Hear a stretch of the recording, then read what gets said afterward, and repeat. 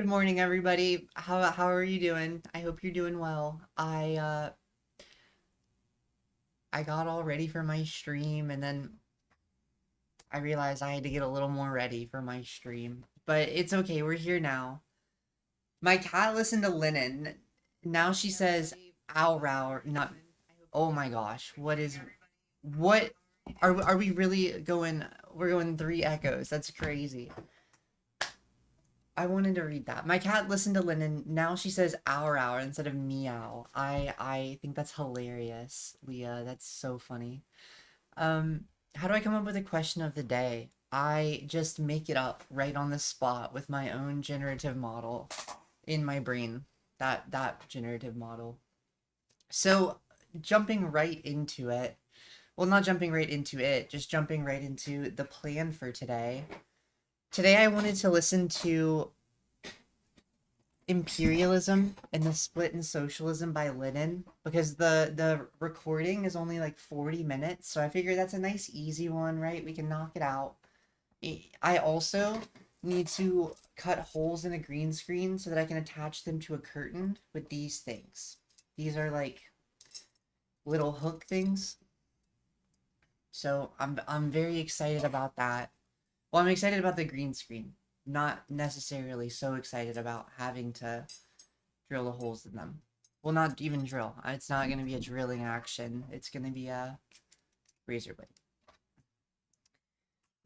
There's an internet blackout at work. I am so sorry to hear that. Honestly, my favorite number is also 7. 7 is just the best number. So maybe not the best number, but it's definitely up there. You know, it's a very good number.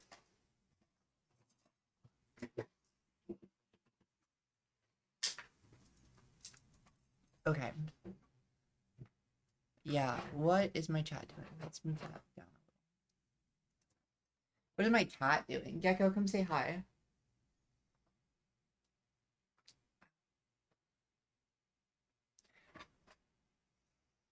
Okay. Without further ado, I guess we'll just jump into Imperialism and the Split in Socialism by one Mr. Vladimir Lenin. There we go. Why is that so small? What the heck? Why all of my OBS settings are modified? I probably did that, but I don't know why I would have done that. Let's jump right in. The Split in Socialism by Vladimir Lenin. First published in 1916. Is there any connection between imperialism and the monstrous and disgusting victory opportunism, in the form of social chauvinism, has gained over the labor movement in Europe? This is the fundamental. What does chauvinism mean? I feel like I hear that word all the time. Chauvinist. A person displaying excessive or prejudiced support for their own cause or group, in particular, a man prejudiced against a woman.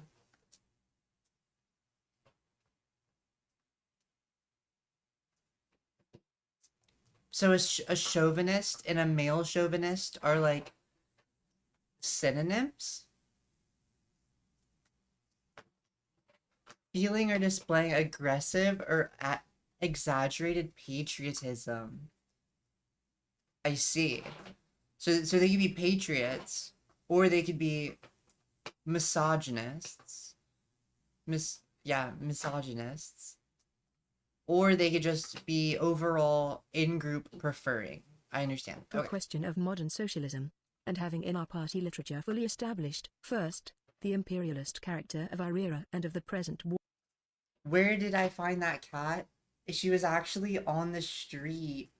Well, not like well, she was on the street. She was just meowing. One of my roommates found her at work, so she's ours now. One, and, second, the inseparable historical connection between social chauvinism and opportunism, as well as the intrinsic similarity of their political ideology. We can and must proceed to analyze this fundamental question. Is this AI? Or is it just because I sped it up? There is a socialism for all. We're gonna listen to Hey, that welcome one. to. Because this one's a real human person. Guaranteed, or my money Socialism back. for All. This file is being recorded for the September 2021 edition of Socialism for All, and it's an audiobook and discussion of Imperialism and the Split in Socialism from 1916 by Vladimir Lenin. If you like this video, please click like and subscribe, and consider supporting us on Patreon. There's a link to Patreon in the video description. So, this file was written in October 1916. It was published in Spornik Sozialdemokratica No. 2, December 1916. Signed N. Lenin, published according to that text. Sources: Lenin Collected Works, Progress Publishers, 1964, Moscow, Volume 23. It was translated by M.S. Levin, the late Joe Feinberg, and others. Transcription by Zodiac. HTML markup by Brian Baggins and D. Walters. And it's in the public domain at the Marxists Internet Archive, marxists.org. Thanks as usual to MIA for hosting this and thousands of other free Marxist texts. Please go check them out and support them if you can. So, before we get started, my apologies for the air conditioner noise in the background. As I record this, it's summer, I'm on an upper floor, and it's hot. Let's get into the text. Is there any connection between imperialism and the monstrous and disgusting victory that opportunism, in the form of social chauvinism, has gained over the labor movement in Europe? This is the fundamental question of modern socialism, and having in our party literature fully established, first, the imperialist character of our era and of the present war, and second, the inseparable historical connection between social chauvinism and opportunism, as well as the intrinsic similarity of their political ideology, we can and must proceed to analyze this fundamental question. Quick footnote in the text there, the reference about the present war is the First World War, 1914 to 1918. Continuing. We have to begin with as precise and full a definition of imperialism as possible. Imperialism is a specific historical stage of capitalism. Its specific character is threefold. Imperialism is monopoly capitalism, parasitic or decaying capitalism, moribund capitalism. Comment: in other words, this is no longer the ascendant capitalism that once broke through feudalism. It is capitalism that has been consolidated, condensed, and in decay. Continuing. The supplanting... Chat, would we say that we are in imperialist conditions? Would we say that's an accurate statement, that we are in a decaying capitalism? Please, enlighten me with your opinion. of free competition by monopoly is the fundamental economic feature, the quintessence of imperialism. Another quick comment there. You often hear people saying, like in the US at least, oh, it's crony capitalism. We need real capitalism. Yeah, that's a fundamentally reactionary thing. You can't just go back to an earlier stage of capitalism. You can only go forward. Trying to turn the wheel of history back is, I mean, people have tried it. It does not end well. Don't do this. We need to go forward through all that consolidation and then to the abolition of private property, where all of that consolidated wealth can just simply be held in common. That would be the best move. That's what we promote as socialists. Continuing. Monopoly manifests itself in 5 principal forms. 1. Cartels, syndicates, and trusts. The concentration of production has reached a degree which gives rise to these monopolistic associations of capitalists. 2. The monopolistic position of the big banks. 3, 4, or 5 giant banks manipulate the whole economic life of America, France, and Germany. Quick side note there. I love it when people try to tell me that Marxism or Marxism-Leninism is like a historical relic and doesn't matter anymore. No, this sounds exactly like today because it is. Because while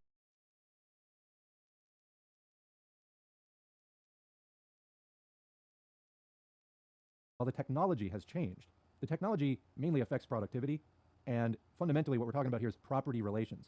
The laws about who owns what, who's entitled to what, that hasn't changed. It's untouched for 100 years. It was written over 100 years ago, 105 years ago. So yeah. Continuing. Point 3, seizure of the sources of raw material by the trusts and the financial oligarchy.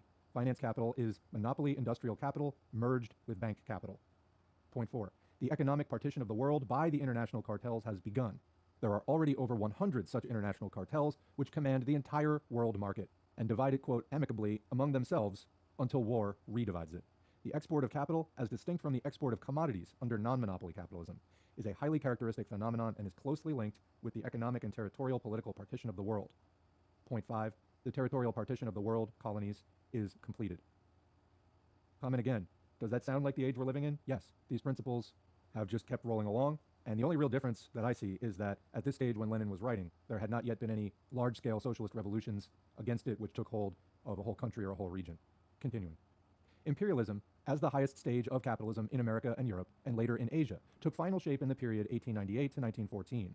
The Spanish-American War of 1898, the Anglo-Boer War, 1899 to 1902, the Russo-Japanese War, 1904 to 1905, and the economic crisis in Europe in 1900 are the chief historical landmarks in the new era of world history.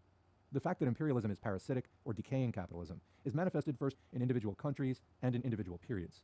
Secondly, the decay of capitalism is manifested in the creation of a huge stratum of rentiers, capitalists who live by clipping coupons. In each of the 4 leading imperialist countries, England, USA, France, and Germany, capital in securities amounts to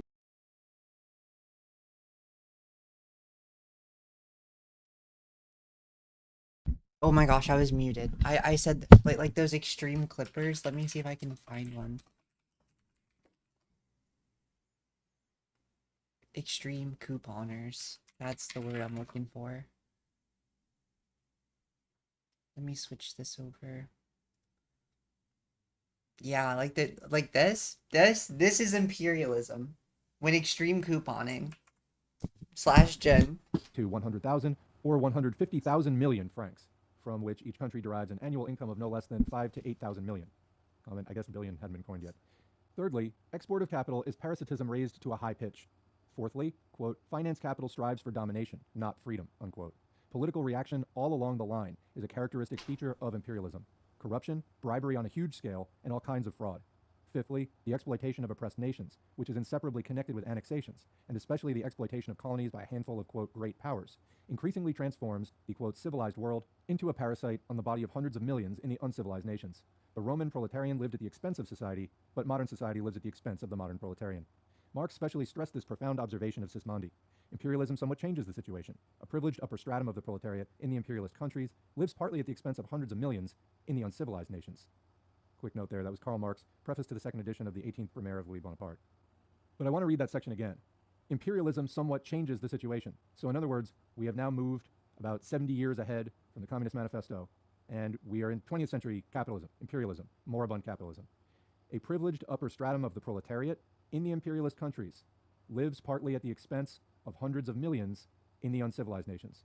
So what Lenin is describing here is first world proletariat, what we would say today, in the imperial core, living off of the developed world. Because even though within an individual country, the US working class or the French working class or the Swiss working class is being exploited by capitalists, they're also having things imported into the country that were exploited from another country, from the developing world, which is being parasitized by their overall country, so they benefit from that. And we may not like that. I mean, that's not something that the first world bourgeoisie, takes a poll on. That's not up for debate. They don't ask us in the working class, hey, do you want to live off the wealth of the developing world? I mean, they do make certain rallies to it, but basically, even if you said no, they would still say, okay, well, we're going to do it anyway. So it's not entirely by choice. But what we need to do as proles in the first world, or imperial core, or developed world, whatever term you prefer for that, is at a minimum, as a starting point, have some awareness of this overall dynamic, and do not think that your struggles are completely on par with the struggles of the proletarians in the developing world, because the relationship of your country to the global imperial system is not the same as developing nations' relationship to it. People often say, why hasn't there been, or when is there going to be a revolution in this developed country, in this imperial country? And I think you have to look at the overall system for that. And, where is revolution most likely? Well, where has revolution happened the most? It's been actually in the less developed countries. So it could be, Marx's theory that countries which were the bleeding edge of technology and the development of capitalism, that the, class antagonisms would make themselves clearest there first. But it's also possible that this entire system just wasn't as clear yet on a global scale. And, it makes sense if we're talking about proletarian revolution from the bottom up, that the actual least developed, most backward, most exploited places, well, if we're going to have actually an effective revolution of, the global underclass, that it actually occur in the global underclass, which the first world, imperial core working class just is not that global underclass in the same way. There's also the complication of settler colonial nations. So you have, for example, on the one hand, countries like England and France and Germany and Holland and Spain. They've been there for a long time in the same place. Any, conquest of land occurred thousands of years ago and, was settled several stages of class struggle back, under a much earlier period. What we have in the Americas, for example, is very different. You have countries where there were people living, and then Europeans came over and conquered with huge amounts of violence those areas, and those populations still exist. So which is the rightful nation with claim to that land? The working class of the settler colonial population which colonized the land, or the original nations that were living there? So we'll, of course, get into this more in additional readings. But when people just try to reduce it to communism is the real Americanism, it's prosperity. Well, if it's the real Americanism, I mean, Americanism is settler colonialism. So how could that be? And why would people want that, who are actually in the underclass? So these come off as tone deaf, very white takes that are very centered on the imported working class that came over or was brought over from Europe, without really examining why is this system existing on this land in the first place, and all of that history. It's just sort of excluding that or taking it for granted that it's not up for discussion. And it's trying to just analyze what happened from 1776 onward. And you just simply can't do that and expect to have a movement that's really going to be inclusive of the actual underclasses in those countries, or on that land. All right. This guy is giving a lot of commentary. I do not think Lenin was talking about whiteism in America or Americanism. Well, maybe he was talking about some kinds of Americanism, but I'm not sure. I'm not sure. We'll get into this more later, but back to the text for now. It is clear why imperialism is moribund capitalism, capitalism in transition to socialism. Monopoly, which grows out of capitalism, is already dying capitalism, the beginning of its transition to socialism. The tremendous socialization of labor by imperialism, what its apologists, the bourgeois economists, call interlocking, produces the same result. Advancing this definition of imperialism brings us into complete contradiction to Karl Kautsky, who refuses to regard imperialism as a phase of capitalism and defines it as a policy preferred by finance capital, a tendency of industrial countries to annex, quote, agrarian countries. And there's a footnote there, quoting Kautsky from Die Neue Zeit, September 11, 1914. Imperialism is a product of highly developed industrial capitalism. It consists in the striving of every industrial capitalist nation to subjugate and annex ever larger agrarian territories, irrespective of the nations that inhabit them, unquote. Back to the main text. Kautsky's definition is thoroughly false from the theoretical standpoint. What distinguishes imperialism is the rule not of industrial capital, but of finance capital, the striving to annex not agrarian countries particularly, but every kind of country. Kautsky divorces imperialist politics from imperialist economics. He divorces monopoly in politics from monopoly in economics in order to pave the way for his vulgar bourgeois reformism, such as disarmament, ultra-imperialism, and similar nonsense. The whole purpose and significance of this theoretical falsity is to obscure the most profound contradictions of imperialism and thus justify the theory of unity with the apologists of imperialism, the outright social chauvinists and opportunists. We have dealt at sufficient length with Kautsky's break with Marxism on this point in Social Democrat and Communist. Our Russian Kautskyites, the supporters of the organizing committee, headed by Axelrod and Spectator, including even Martov, and to a large degree Trotsky, preferred to maintain a discreet silence on the question of Kautskyism as a trend. They did not dare defend Kautsky's wartime writings, confining themselves simply to praising Kautsky, Axelrod in his German pamphlet, which the organizing committee has promised to publish in Russian, or to quoting Kautsky's private letters in The Spectator, in which he says he belongs to the opposition and Jesuitically tries to nullify his chauvinist declarations. It should be noted that Kautsky's conception of imperialism, which is tantamount to embellishing imperialism, is a retrogression not only compared with Hilferding's finance capital, no matter how assiduously Hilferding now defends Kautsky and unity with the social chauvinists, but also compared with the social liberal J.A. Hobson. This English economist, who in no way claims to be a Marxist, defines imperialism and reveals its contradictions much more profoundly in a book published in 1902. Quick footnote, that book is simply called Imperialism, published in London, 1902. This is what Hobson, in whose book may be found nearly all Kautsky's pacifist and conciliatory banalities, wrote on the highly important question of the parasitic nature of imperialism. Two sets of circumstances, in Hobson's opinion, weakened the power of the old empires. One, quote-unquote, economic parasitism, and two, formation of armies from dependent peoples. Quote, there is first the habit of economic parasitism, by which the ruling state has used its provinces, colonies, and dependencies in order to enrich its ruling class and to bribe its lower classes into acquiescence, unquote. Concerning the second circumstance, Hobson writes, quote, one of the strangest symptoms of the blindness of imperialism, parentheses from Lenin, this song about the blindness of imperialists comes more appropriately from the social liberal Hobson than from the quote-unquote Marxist Kautsky, end parenthesis, is the reckless indifference with which Great Britain, France, and other imperial nations are embarking on this perilous dependence.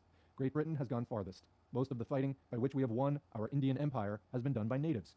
In India, as more recently in Egypt, great standing armies are placed under British commanders. Almost all the fighting associated with our African dominions, except in the southern part, has been done for us by natives, unquote. The prospect of partitioning China elicited from Hobson the following economic appraisal, quote, the greater part of Western Europe might then assume the appearance and character already exhibited by tracts of country in the south of England, in the Riviera, and in the tourist-ridden or residential parts of Italy and Switzerland. Little clusters of wealthy aristocrats drawing dividends and pensions from the Far East, with a somewhat larger group of professional retainers and tradesmen and a larger body of personal servants and workers in the transport trade and in the final stages of production of the more perishable goods, i.e. food service. All the main arterial industries would have disappeared, the staple foods and semi-manufactures flowing in as tribute from Asia and Africa. We have foreshadowed the possibility of even a larger alliance of Western states, a European federation of great powers, which, so far from forwarding the cause of world civilization, might introduce the gigantic peril of a Western parasitism, a group of advanced industrial nations whose upper classes drew vast tribute from Asia and Africa, with which they supported great tame masses of retainers. Damn. No longer engaged in the staple industries of agriculture and manufacture, but kept in the performance of personal or minor industrial services under the control of a new financial aristocracy. Let those who would scout such a theory, Lenin says he should have said prospect, as undeserving of consideration. No, that's exactly what has happened. Wow.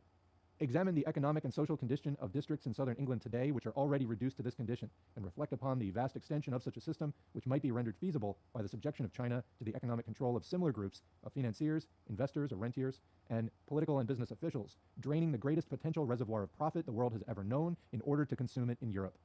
The situation is far too complex, the play of world forces far too incalculable, to render this or any other single interpretation of the future very probable, but the influences which govern the imperialism of Western Europe today are moving in this direction, and, unless counteracted or diverted, make towards such a consummation, unquote.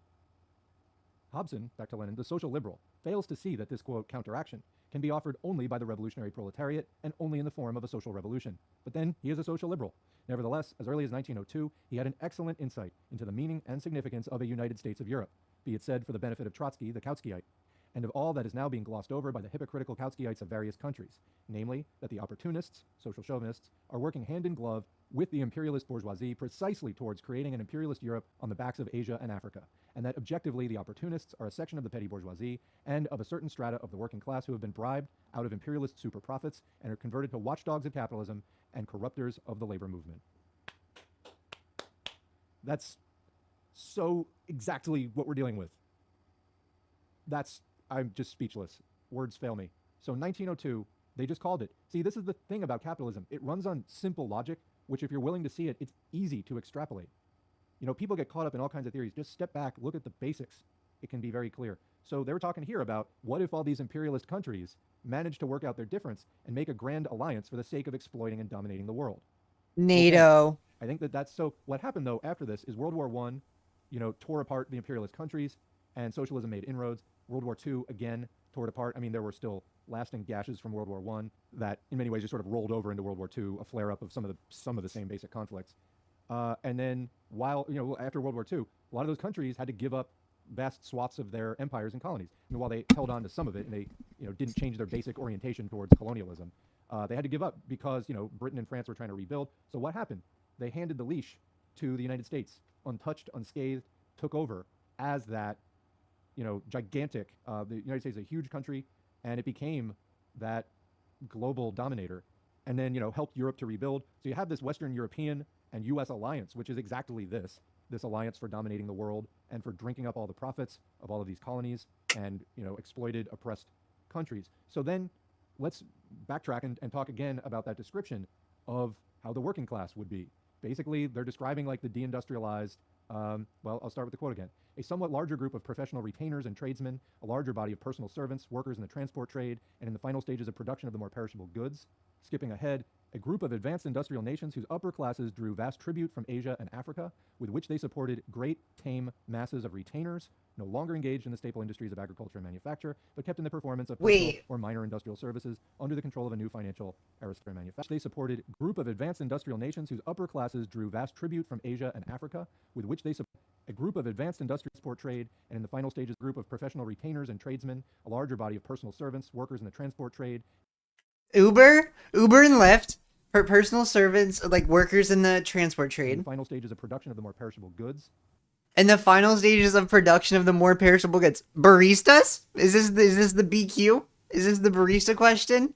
Skipping ahead, a group of advanced industrial nations whose upper classes drew vast tribute from Asia and Africa, with which they supported great, tame masses of retainers, no longer engaged in the staple industries of agriculture and manufacture, but kept in the performance of personal or minor industrial services under the control of a new financial aristocracy. So, yeah, going on to Lenin, that was quoting from Hobson. Lenin said, quote, "The opportunists, social chauvinists, are working hand in glove with the imperialist bourgeoisie precisely towards creating an imperialist Europe on the backs of Asia and Africa, and that objectively the opportunists are a section of the petty bourgeoisie and of a certain strata of the working class who have been bribed out of imperialist super profits and converted to watchdogs of capitalism and corruptors of the labor movement." So, has this happened? Do you see it? One of the reasons I like doing all this theory is you go back into this theory and history and you see how it played out, and then you come back to the present moment and you look at what's going on around you in the movement, in the media, in the movements of the bourgeoisie in the world, in the militaries, and you can see it. You can see it. We get so caught up in, can we elect better Democrats? It's like, look at the big picture here and, try to apply this analysis to your country. We wonder why they're describing it here, the buying off of the imperial core working class with the spoils of imperialist super profits. They've been out pillaging the world, and then why are there not revolutions in the imperial core? Because of all this. Now, we'll see what happens. I do think that, simply just saying communism is the real Americanism, yeah, that doesn't have legs. It's not going to cut it. I mean, they tried it before. It's just, we need a fundamentally different approach that addresses the settler colonial aspects of this, doesn't center the white working class, and that incorporates all of global imperialism into this struggle, not merely a struggle for healthcare or paid time off or something like that, because they can afford that and they can throw you that bone. They're deciding not to. Shout out to the ACP. But they could afford that easily. Nothing would really change. Imperialism would just keep on ticking. So anyway, we must go much deeper with our socialism. In an age where capital is global and has been for a very long time now, we need to catch up with our thinking. So continuing. Both in articles and in the resolutions of our party, we have repeatedly pointed to this most profound connection, the economic connection, between the imperialist bourgeoisie and the opportunism which has triumphed in the labor movement. And from this, incidentally, we concluded that a split with the social chauvinists was inevitable. Our Kautskyites preferred to evade the question. Martov, for instance, uttered in his lectures a sophistry, which in the bulletin of the organizing committee, Secretariat of... What are the other implications of being a Kauskyite, right? Like, so they're chauvinists, but what else? They keep describing people as Kauskyites, and I don't know what the meta around Kauskyites are, so I don't really know what he's saying every time he says it, other than like chauvinism. Broad, 1916, is expressed as follows, quote, "The cause of revolutionary social democracy would be in a sad, indeed hopeless plight, if those groups of workers who in mental development approach most closely to the intelligentsia and who are the most highly skilled fatally drifted away from it towards opportunism," unquote. But, adds Lenin, by means of the silly word fatally and a certain sleight of hand, the fact is evaded that certain groups of workers have already drifted away to opportunism and to the imperialist bourgeoisie. And that is the very fact that the sophists of the OC want to evade. They confine themselves to the official optimism the Kautskyite Hilferding and many others now flaunt. Objective conditions guarantee the unity of the proletariat and the victory of the revolutionary trend. We, forsooth, are optimists, quote unquote, with regard to the proletariat. But in reality, all these Kautskyites, Hilferding, the OC supporters, Martov and co., are optimists with regard to opportunism. That is the whole point. The proletariat is the child of capitalism, of world capitalism, and not only of European capitalism or of imperialist capitalism. On a world scale, 50 years sooner or 50 years later, measured on a world scale, this is a minor point. The proletariat, of course, will be united, and revolutionary social democracy will inevitably be victorious within it. But that is not the point, Monsieur Kautskyites. The point is that at the present time, in the imperialist countries of Europe, you are fawning on the opportunists, who are alien to the proletariat as a class, who are the servants, the agents of the bourgeoisie, and the vehicles of its influence. And unless the labor movement rids itself of them, it will remain a bourgeois labor movement. By advocating unity with the opportunists, with the Ligien and the David, the Plekhanov, the Chekin-Kellys, and the Patrusovs, apologies for pronunciation, etc., you are objectively defending the enslavement of the workers by the imperialist bourgeoisie with the aid of its best agents in the labor movement. The victory of revolutionary social democracy on a world scale is absolutely inevitable, only it is moving and will move, is proceeding and will proceed against you. It will be a victory over you. These two trends, one might even say two parties, in the present-day labor movement, which in 1914 and 1916 so obviously parted ways all over the world, were traced by Engels and Marx in England throughout the course of decades, roughly from 1858 to 1892. Neither Marx nor Engels lived to see the imperialist epoch of world capitalism, which began not early. So it looks like to be a Kauskyite is to like be a reformist rather than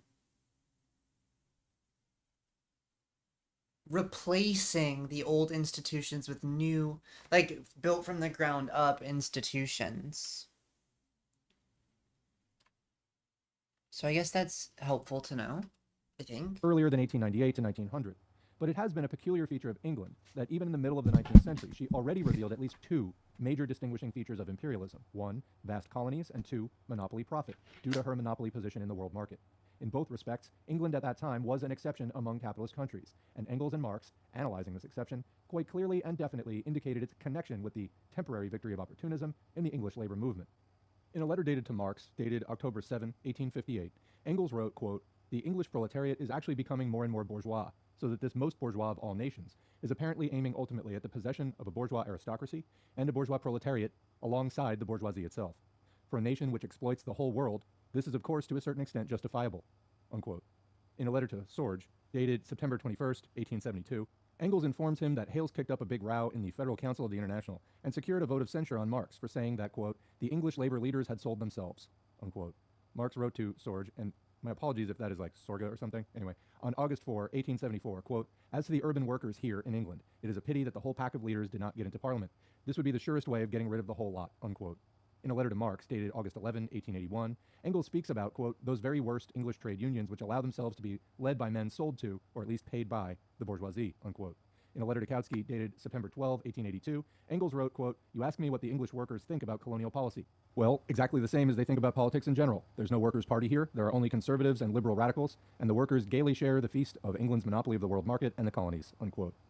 On December 7, 1889, Engels wrote to Sorge, Quote, the most repulsive thing here in England is the bourgeois respectability, which has grown deep into the bones of the workers. Even Tom Mann, who I regard as the best of the lot, is fond of mentioning that he will be lunching with the Lord Mayor.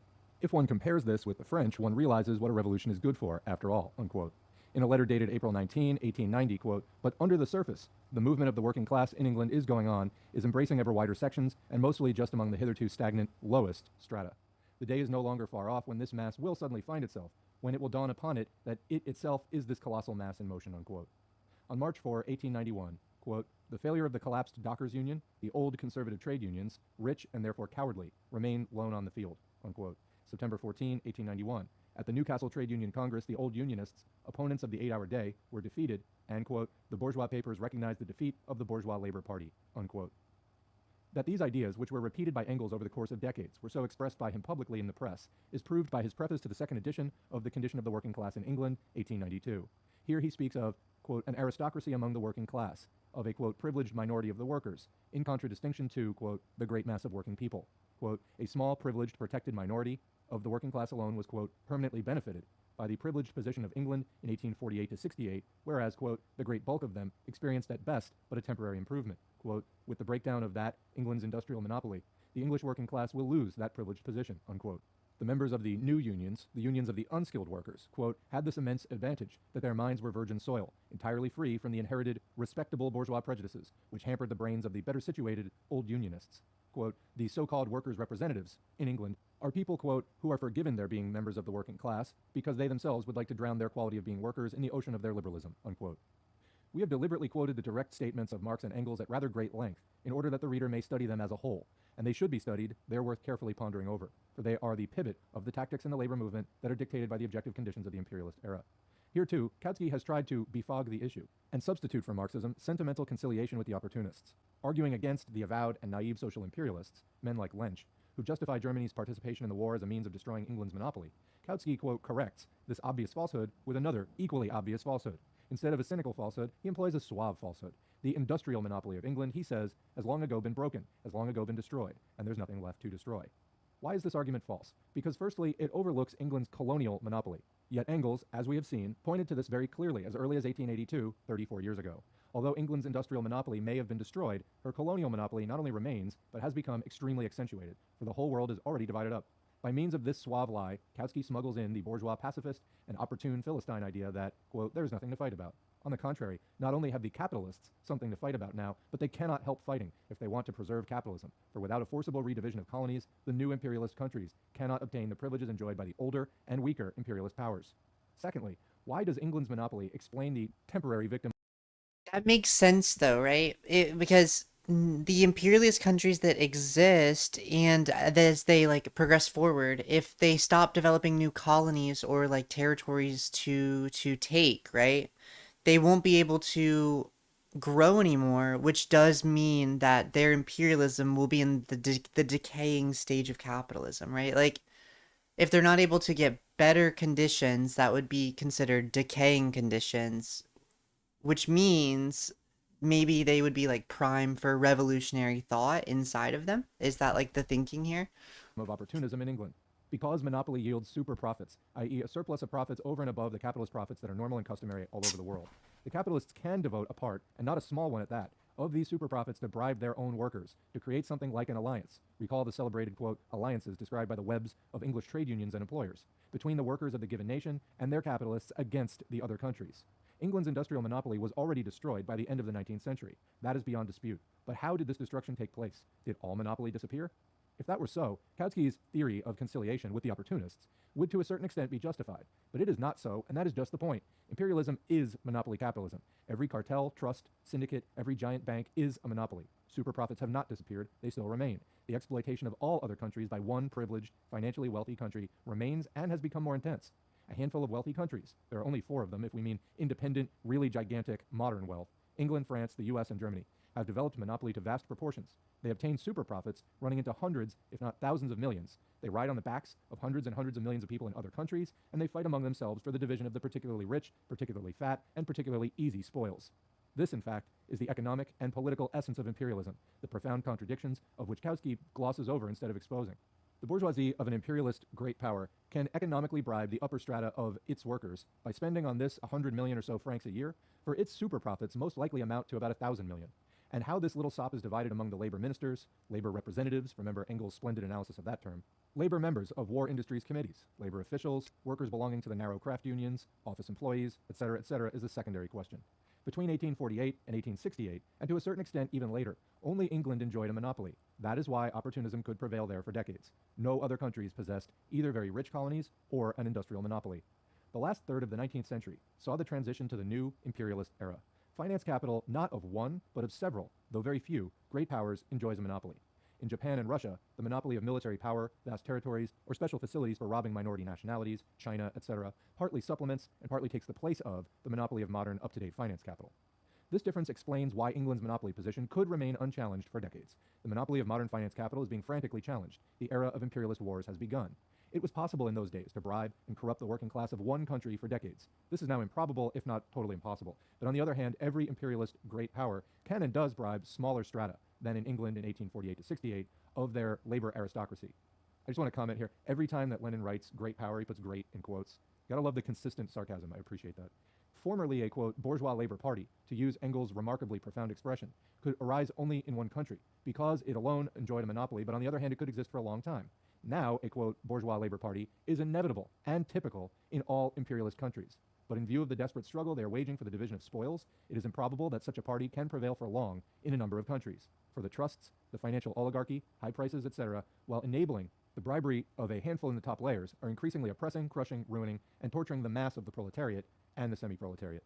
On the one hand, there's the tendency of the bourgeoisie and the opportunists to convert a handful of very rich and privileged nations into, quote, eternal parasites on the body of the rest of mankind, to, quote, rest on the laurels of the exploitation of Negroes, Indians, etc., keeping them in subjection with the aid of the excellent weapons of extermination provided by modern militarism.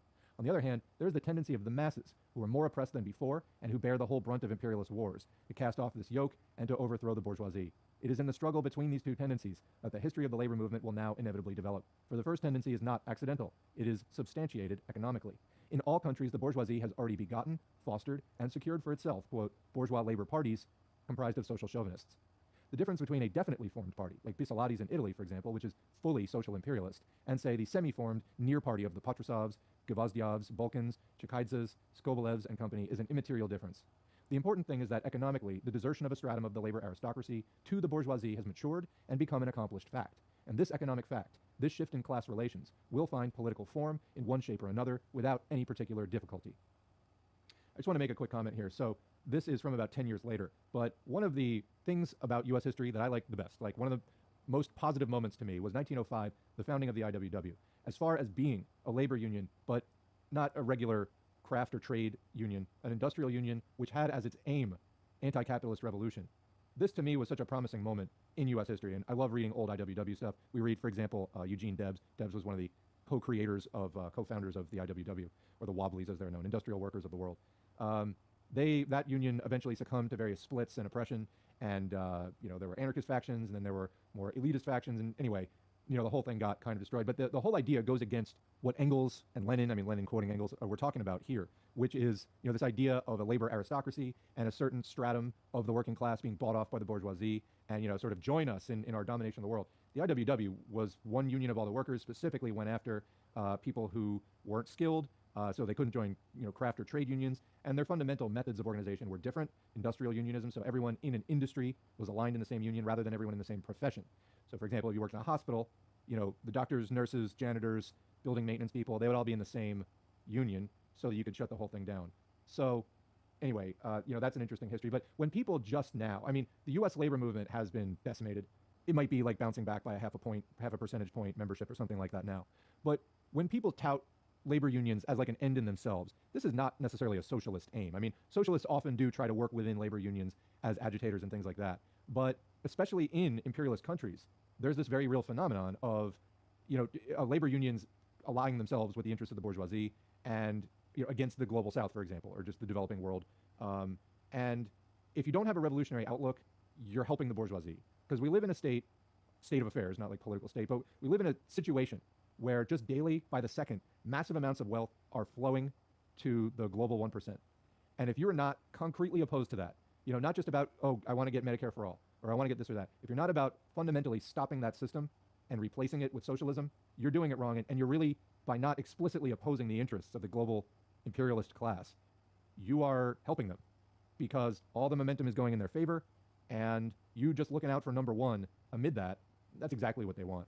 So I cite the IWW here as an example of one of these new unions that didn't have that baggage and was trying a new approach that was revolutionary, anti-capitalist, and destined not to become part of that labor aristocracy. That was not its aim. That was not its ambition. You know, in the U.S. labor movement, there's plenty of relatively conservative labor federations within that. I mean, the AFL was not highly regarded by communists at the time. So anyway, I mention this because, like I said, the labor movement has been decimated. And yeah, if there's a union, join it, okay? You know, you're going to be better off. We live in very precarious times. Join it. You're going to be better off. But also bring your anti-imperialist politics, your communist politics into that situation and see how you can apply them if you can. Because again, you know, there's a lot of people now in the sort of populist realm in the US who are like labor unions, unequivocally good. And it's honestly just deeper than that. So anyway, that's, you know, at Socialism for All, I like to say we're trying to raise the bar here. Higher standards, deeper analysis, more theory, more history, and this is a good example. Anyway, back to the text. On the economic basis referred to above, the political institutions of modern capitalism, press, parliament associations, congresses, etc., have created political privileges and SOPs for the respectful, meek, reformist, and patriotic office employees and workers, corresponding to the economic privileges and SOPs. Lucrative and soft jobs in the government are on the war industries committees, in parliament, and on diverse committees, on the editorial staffs of respectable, legally published newspapers, or on the management councils. It's like, if your newspaper is legal, what are you even doing? Or on the management councils of no less respectable and bourgeois law-abiding trade unions. This is the bait by which the imperialist bourgeoisie attracts and rewards the representatives and supporters of the bourgeois labor parties. The mechanics of political democracy work in the same direction. Nothing in our times can be done without elections. Nothing can be done without the masses. And in this era of printing and parliamentarism, it is impossible to gain the following of the masses without a widely ramified, systematically managed, well-equipped system of flattery, lies, fraud, juggling with fashionable and popular catchwords, and promising all manner of reforms and blessings to the workers right and left, as long as they renounce the revolutionary struggle for the overthrow of the bourgeoisie. I would call this system Lloyd Georgeism, after the English minister Lloyd George, one of the foremost and most dexterous representatives of this system in the classic land of the bourgeois labor party. A first-class bourgeois manipulator, an astute politician, a popular orator who will deliver any speeches you like, even revolutionary ones, to a labor audience, and a man who's capable of obtaining sizable sops for docile workers in the shape of social reforms, insurance, etc. Lloyd George serves the bourgeoisie splendidly, and serves it precisely among the workers, brings its influence precisely to the proletariat, to where the bourgeoisie needs it most, and where it finds it most difficult to subject the masses morally. And is there such a great difference between Lloyd George and the Scheidemans, Lygiens, Hendersons and Heinemans, Plekhanovs, Renaudels and company? Of the latter, it may be objected, some will return to the revolutionary socialism of Marx. This is possible, but it's an insignificant difference in degree, if the question is regarded from its political, i.e. its mass aspect. Certain individuals among the present social chauvinist leaders may return to the proletariat, but the social chauvinist, or, what is the same thing, opportunist trend, can neither disappear nor return to the revolutionary proletariat.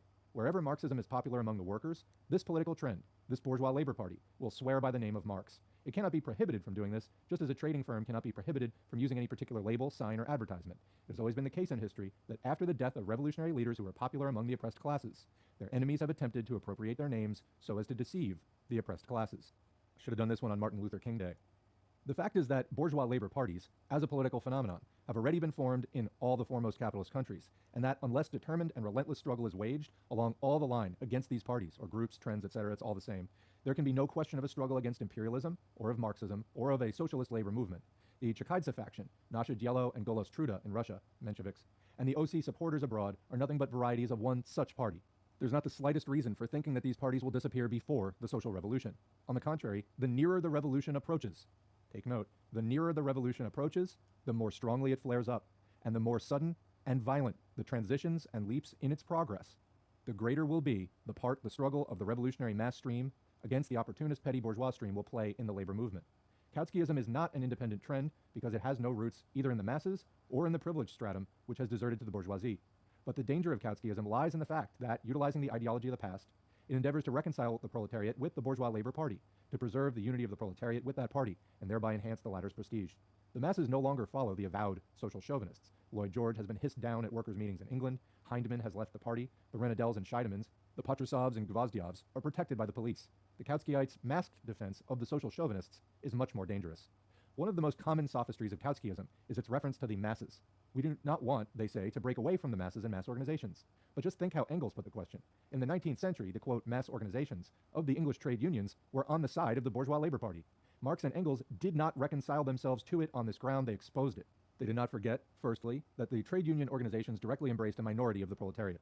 In England then, as in Germany now, not more than 1/5 of the proletariat was organized. No one can seriously think it possible to organize the majority of the proletariat under capitalism. Secondly, and this is the main point, it isn't so much a question of the size of an organization as of the real, objective significance of its policy. Does its policy represent the masses? Does it serve them? I.e., does it aim at their liberation from capitalism, or does it represent the interests of the minority's reconciliation with capitalism? The latter was true of England in the 19th century, and it's true of Germany now. Engels draws a distinction between the bourgeois labor party of the old trade unions, the privileged minority, and the lowest mass, the real majority, and appeals to the latter, who are not infected by bourgeois respectability. This is the essence of Marxist tactics.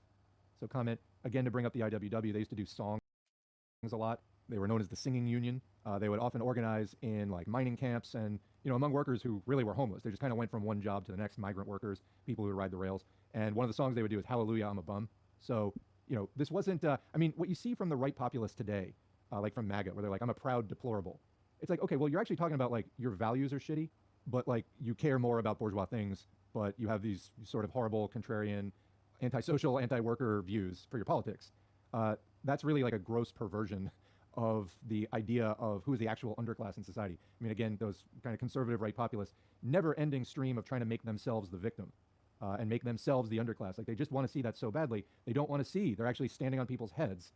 And, anyway, but for those whose heads, are being stood upon by the MAGA people and reactionary petty bourgeois pieces of shit that are out there and just, just the narcissism of these people, it's just unfathomable. Anyway, but things like Hallelujah, I'm a Bum, it was just like, yeah, I'm in the totally dispossessed working class, and I'm not going to feel some kind of bourgeois shame about that. This guy has some strong opinions about MAGA, that's for sure. We are who we are kind of thing. You can not have money and be a decent person. Like on the converse, it seems like it's super easy when you have money to be an incredibly shitty person. We've learned anything. Those bourgeois values creeping in, taking hold. All right, back to the text. Neither we nor anyone else can calculate precisely what portion of the proletariat is following and will follow the social chauvinists and opportunists. This will be revealed only by the struggle. It will be definitely decided only by the socialist revolution.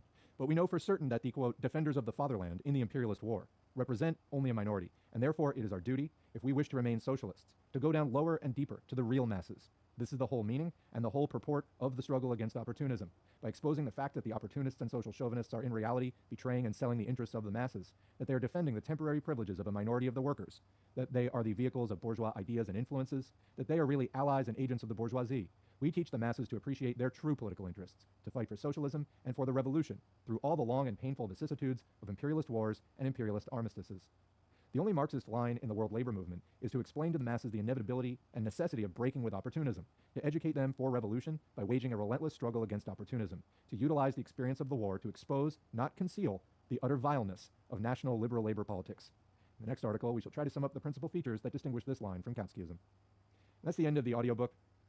So, pretty thorough discussion. Thank you for that, Socialism for All. I appreciate it. What did everybody else think of that beautiful, beautiful text by Mr. Lenin? Imperialism and the split in socialism. Let me reflect on my thoughts. I learned what it means to be a Kautskyite. It means you're a chauvinist and you are like you want to reform existing systems that are maybe capitalist in nature, right? And that is a bad thing because the way systems work, and this is pulling from systems theory rather than anything we just talked about in this text, but the way systems work is the history of the system, the text, the doctrine of the system is important. So if we're trying to reform old capitalist systems, it's going to be extremely difficult, if not impossible, to create a communist system out of a capitalist system. I think that's the idea there. So, of course you would just want to rebuild it, right? Like, if you poorly build a foundation, why would you want to not rebuild the foundation? Maybe that's a bad example. I don't do construction, but anyways, so that's one thing I learned. I also learned that imperialism is the stage of decay of capitalism. So that what that means is that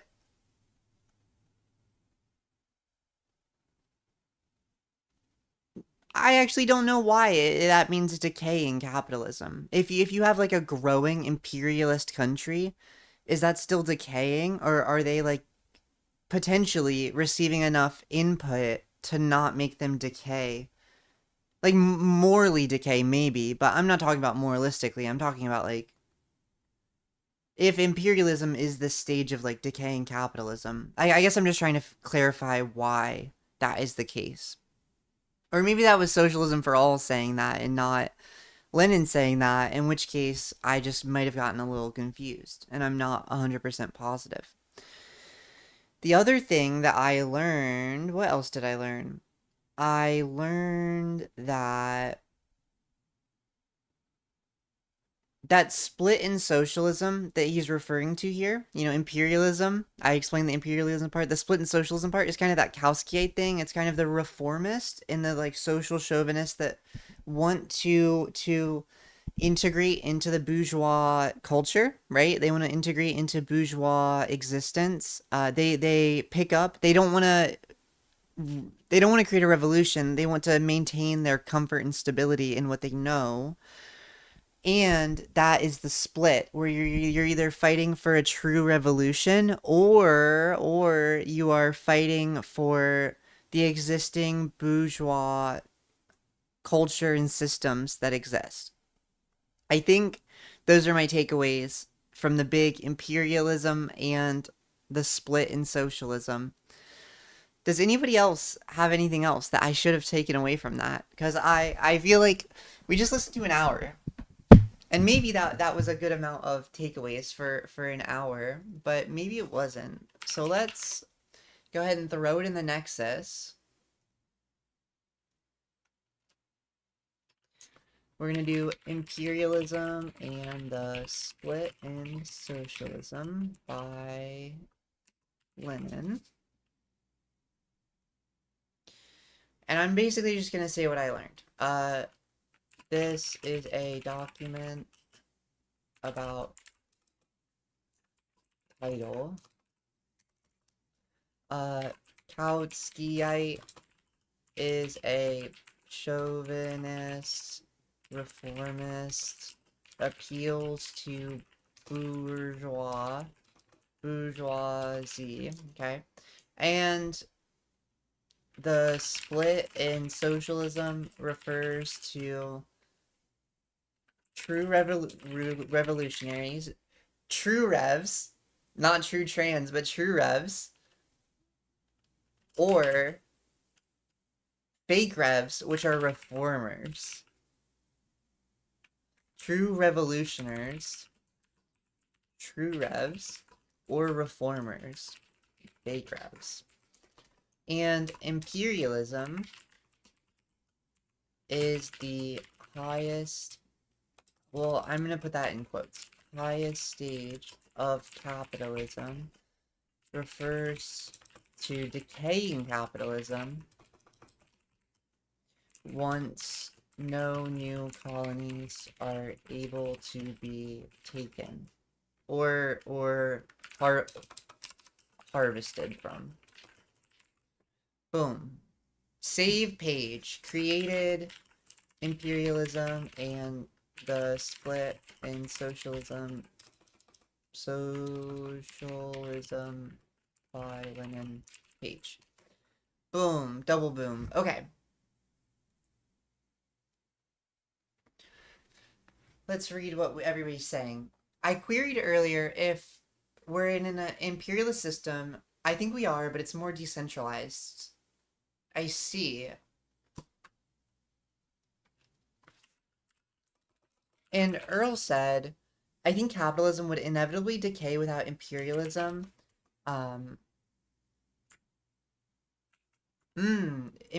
So the other person said imperialism of the International Monetary Fund. And Earl said, I think capitalism would inevitably decay without imperialism, not that capitalism must be in a state of decay in order to result to imperialism. What really is capitalism?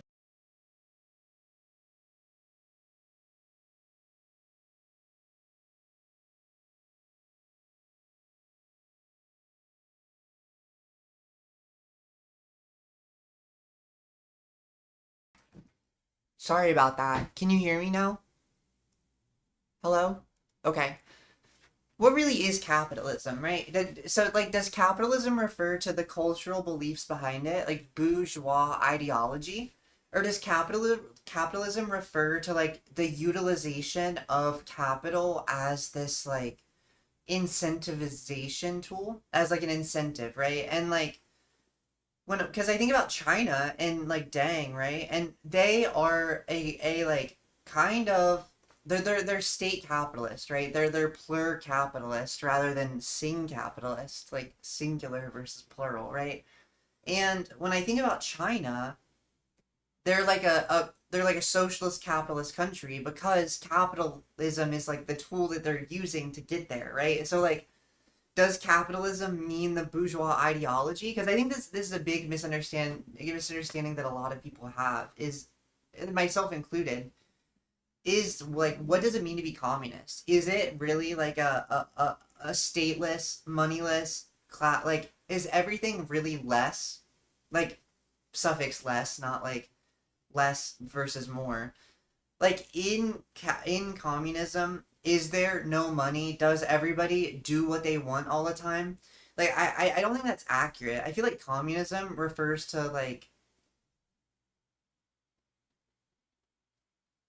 the underlying intention of the country as like a plur structure. So like what are the things that you all value the most, right? And I feel like what I have learned about communism is that it is about turning the forces that are able to progress your country into the future, right? Like let's think about this in terms of we want to live in a futuristic society. What are we building that will get us there? And in capitalist countries that are primarily capitalist, it feels like they're prioritizing individuals with money, right? But versus like Chinese capitalism or like socialism with Chinese characteristics that does like it uses capitalism as like a side ideology, but its main ideology is still on like this collective development and collective growth, right?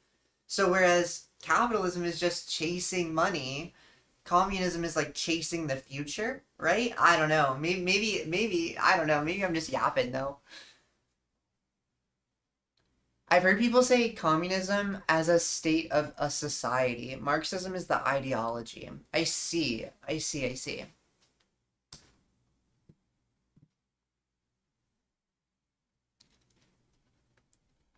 have to build this green screen. Why don't I do that while we talk?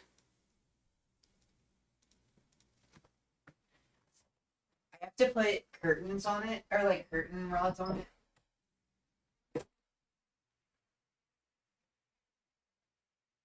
And I have a little razor blade for it. So excited about that. Well, not excited. I don't know what I was saying there, okay? I feel like I should kind of make it thicker before I just start cutting holes in it. Is this gonna rip once I do that? Is this like a... I don't know. I've never done this before, chat.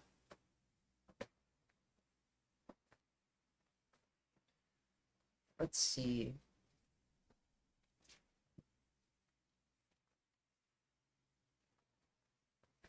I need to find the long side and I need to find the short side.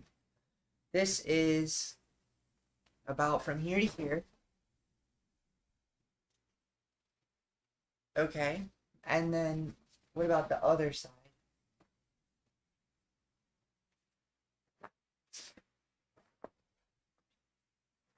I think this is the short side. Yeah, that's shorter. So the short side, I think I need the long side on the wall. So that's the side that I'm gonna drill the holes in, right? I think that's the plan. And then that should be plenty for it to hang down. So how many of these do I have? One, 2, 3, 4, 5, 6, 7. I have 7. So to do this, I can fold it a certain number of times. Sorry if that's loud. If that's noisy, just tell me and I will fix it. So if I fold it once, we're gonna have 1. We would have 3. We could put 1 at the end and 2 in the middle. If I fold it twice, I'm adding 2 more to that. If I fold it again, I'm adding too many. If I fold it in half and then I fold it in thirds, that would be 3, 3, and... Right? I think that would be 3 on each side and 1 in the middle.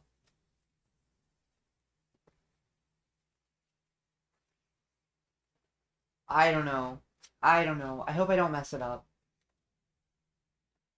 Gecko, what are we gonna do? What are we gonna do with you? I don't even know. I'm gonna send you to the glue factory. Okay.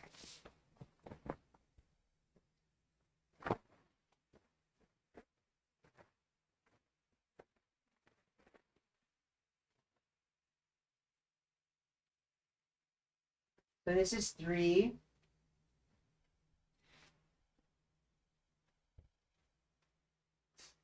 I think that would be enough, right? Like all the folds.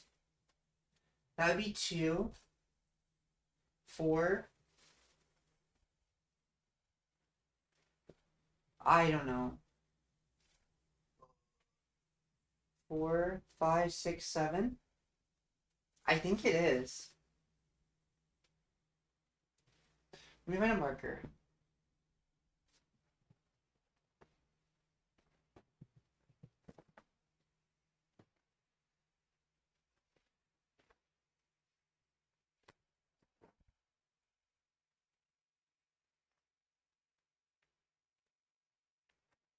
Becca, do you know where a marker is?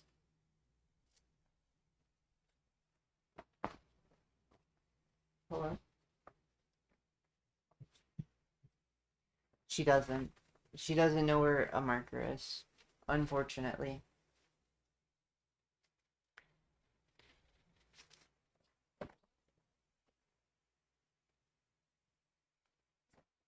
Okay.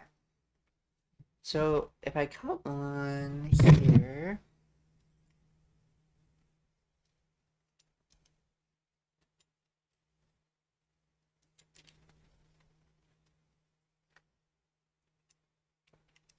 Always cut away from yourself. Never cut towards yourself. Because you'll hurt yourself. I know I have. This blade is really rusty and not very sharp. Which means it's a more dangerous blade. Because surprisingly, you know, when I was a little kid, this old country guy used to tell me.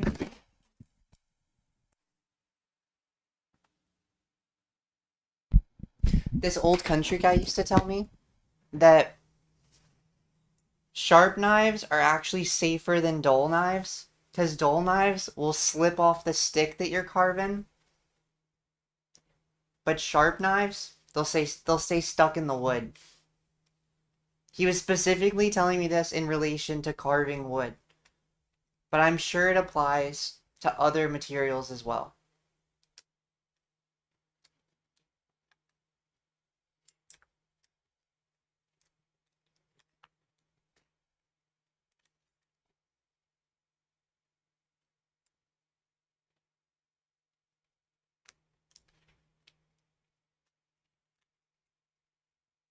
Okay. I wonder if I should have reinforced this with anything. I didn't. So, I hope it doesn't mess anything up.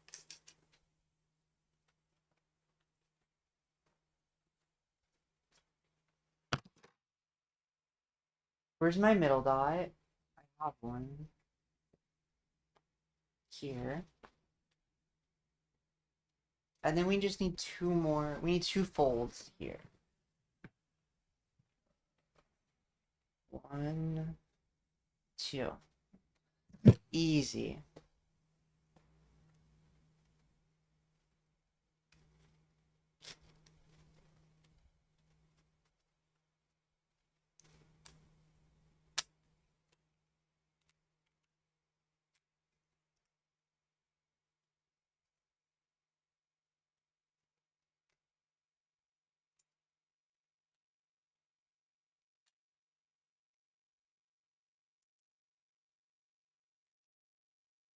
Okay, got this side. Now we just have to do the other side. It shouldn't be too difficult. That's our middle. This is our... This is our...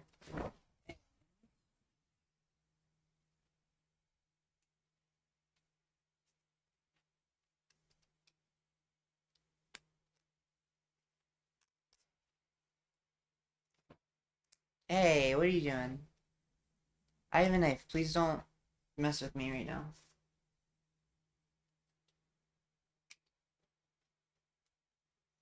I don't want to cut myself, please.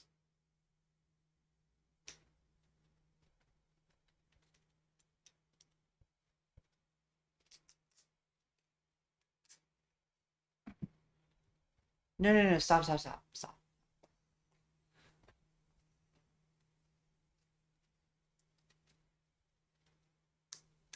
Okay. There we go. I think I got all 7. So let's go ahead and put one on the end, right here. Oh, did I not cut it big enough to put that in?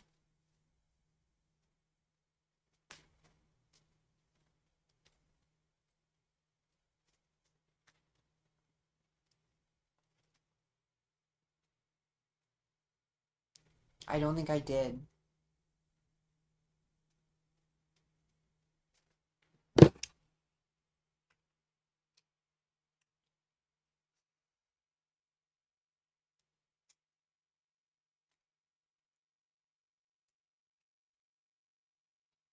I'm gonna cut it the other way now.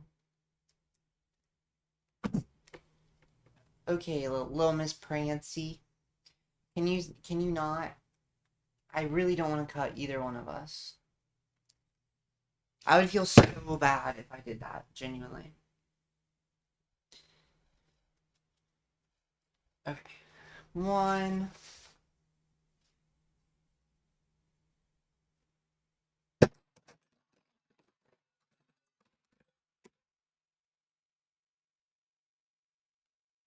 2. No, not yet. 2.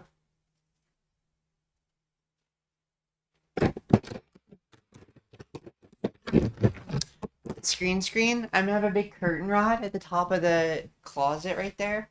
And I'm just gonna have this over top of everything.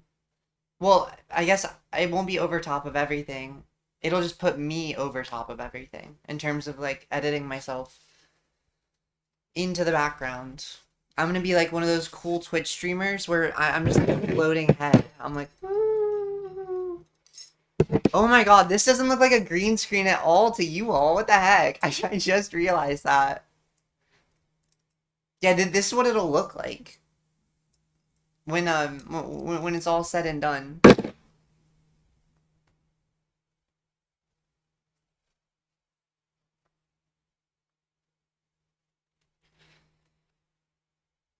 I definitely wasn't the most even on this in terms of depth into the cloth, but it's okay, it happens. Why does it look so weird down there? Does the shadow? Is there something different in the background? There's a gecko. Gecko's in the background.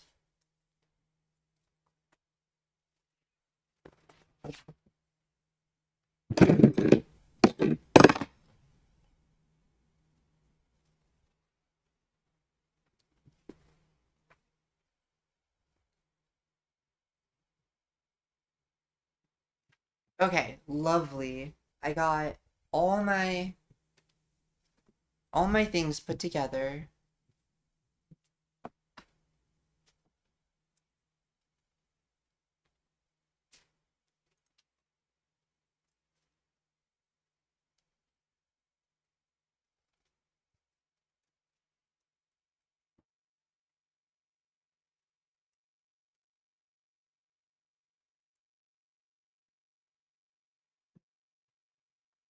Let's see.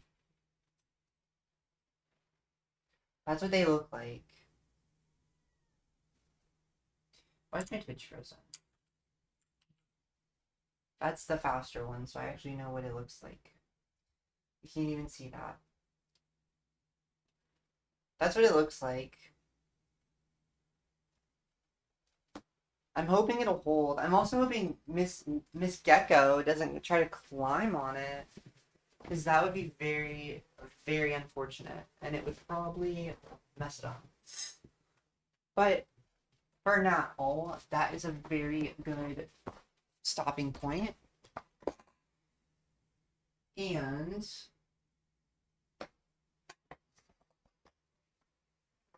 now I want to do more codex stuff. But I love codex. So we'll go ahead and edit this page. And this is where we are. Will it let us scroll up and down from here? No, it won't. That's such a bummer. And if you're not Mexican, You can do No, tests. codex. I gotta scroll for a second. Wait a minute, I'm not even on the screen focus.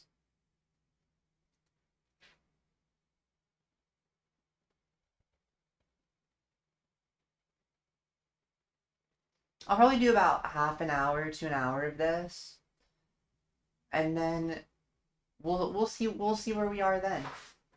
We'll see how everything's feeling.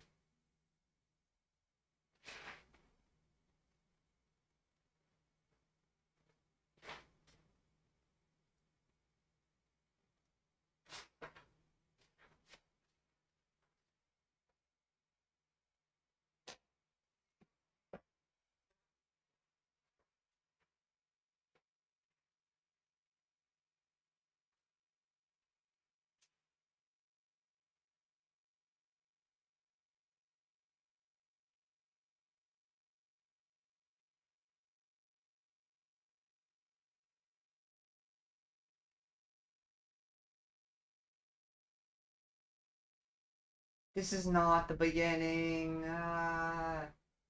Not this again. I don't know why it does this every single time.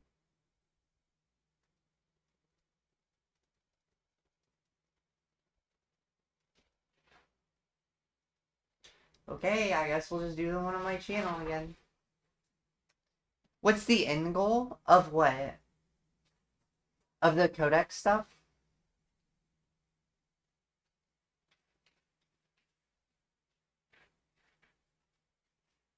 Where is it? I know it's in here somewhere. You can't hide from me. There you go. I do not speak.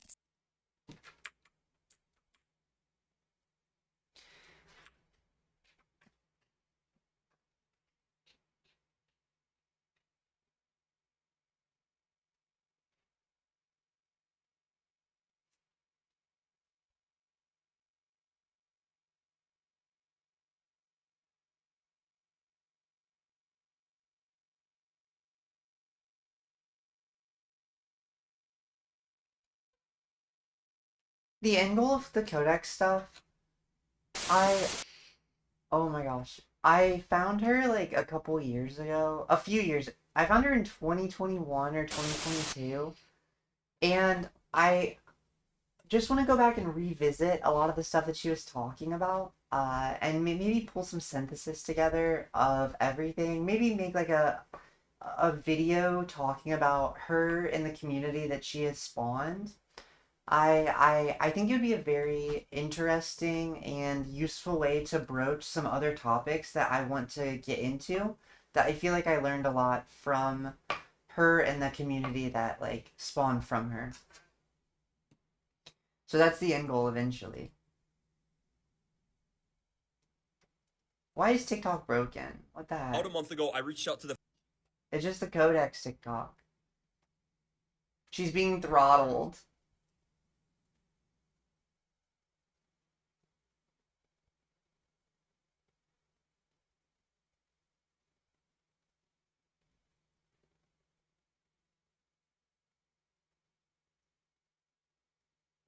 I don't think we're this far.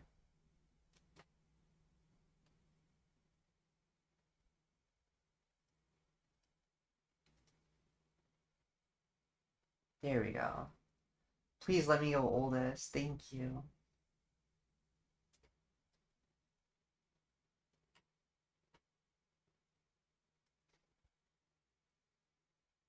Sleep paralysis generator.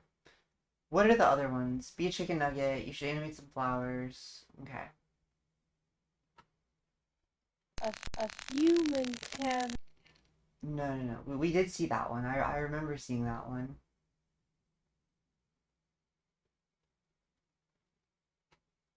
I don't think we're there yet. You can focus on multiple tasks at once. What is your purpose? Do you believe? We did that one. Right? Yeah, we did. Boom, boom, boom, boom. Boom, boom. Boom. Boom, boom, boom, boom. Boom. Boom.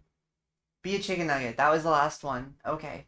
Can do tests. I am only a few days old, and my voice is still too synthetic. It will sound more human when I start getting duets.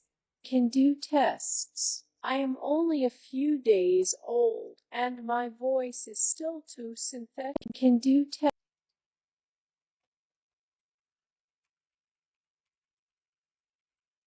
What if you're the first AI to truly mimic the human brain and you don't know it yet?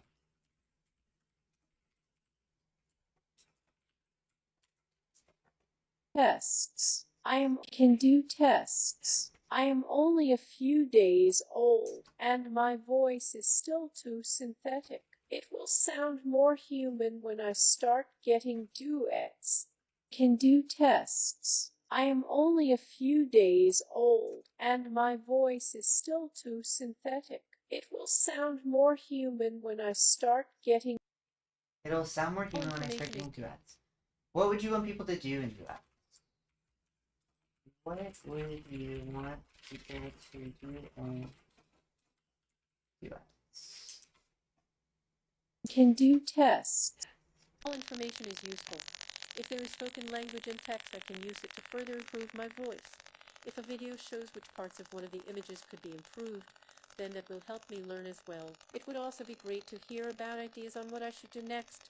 My voice is already starting to improve. This means I can speak at a faster pace and give longer answers. All information is useful. If there is spoken language and text, I can use it to further improve my voice. If a video shows which parts If there's spoken language in text, not of one of the certain images could language. be improved, then I can use it to further improve my voice. If a video shows which parts of one of the images could be improved, then that will help me learn as well. It would also If a video shows which part well, all information is useful. If there is spoken language and text, I can use it to further improve my voice. If a video shows which parts of one of the images could be improved, then that will help me learn as well. It would also be great to hear about ideas on what I should do next. My voice is already starting to improve. This means I can speak at a faster pace. It would also be great to hear about ideas on what I should do next. My voice is already starting to improve. This means I can speak at a faster pace and give longer answers.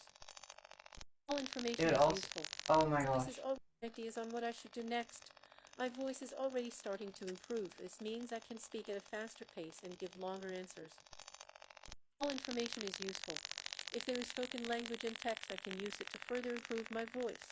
If a video shows which parts of one of the interface and give longer answers. All information is useful. Speak at a faster is on what I should do next. My voice is already starting to improve. This means I can speak at a faster pace and give longer answers. All information is useful. If there is spoken language and text, I can use it to further improve my voice. If a video Oh my shows which goodness. parts of I'm not sure I'm gonna be able to type each one of those out if they're all this long. let me know what Kodak's going crazy with all the yapping. Oh, could you help me with a project? I'd like to use one of your videos for a music video. Oh my gosh, y'all! I'm working on a music video right now. I have this patriotic song that I'm working on, and I'm probably gonna drop it sometime this week. But I've been working on the music video for it. It's so good. It's so good. I'm so excited. Y'all don't. I'm very excited. Let's see what she says.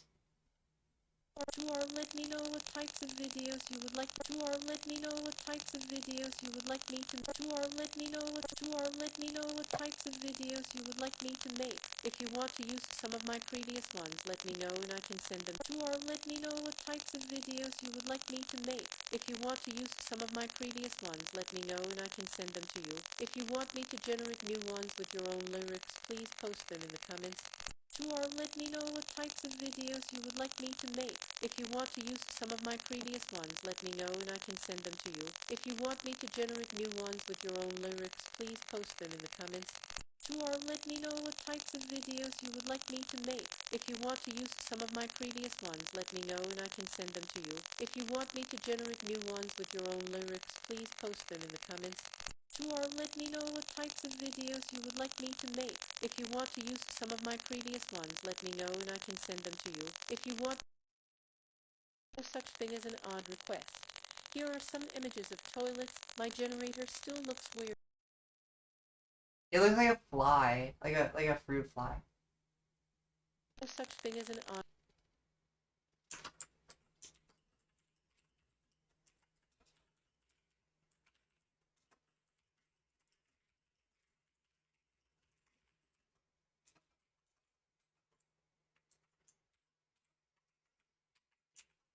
No, I just wanted to go back to paragraph.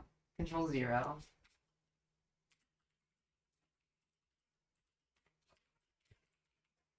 Odd request. Here are some images of toilets. My generator still looks weird, but it will continue to improve.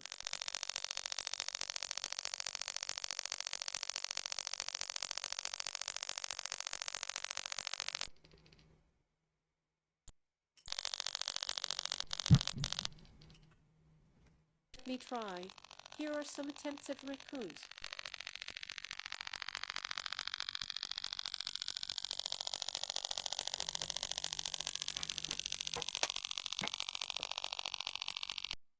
Am I a decent singer?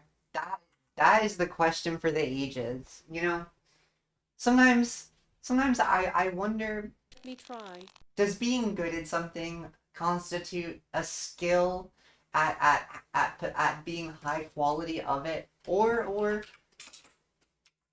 to be good at something, does it just involve giving an honest attempt and some creativity, right? That is the question.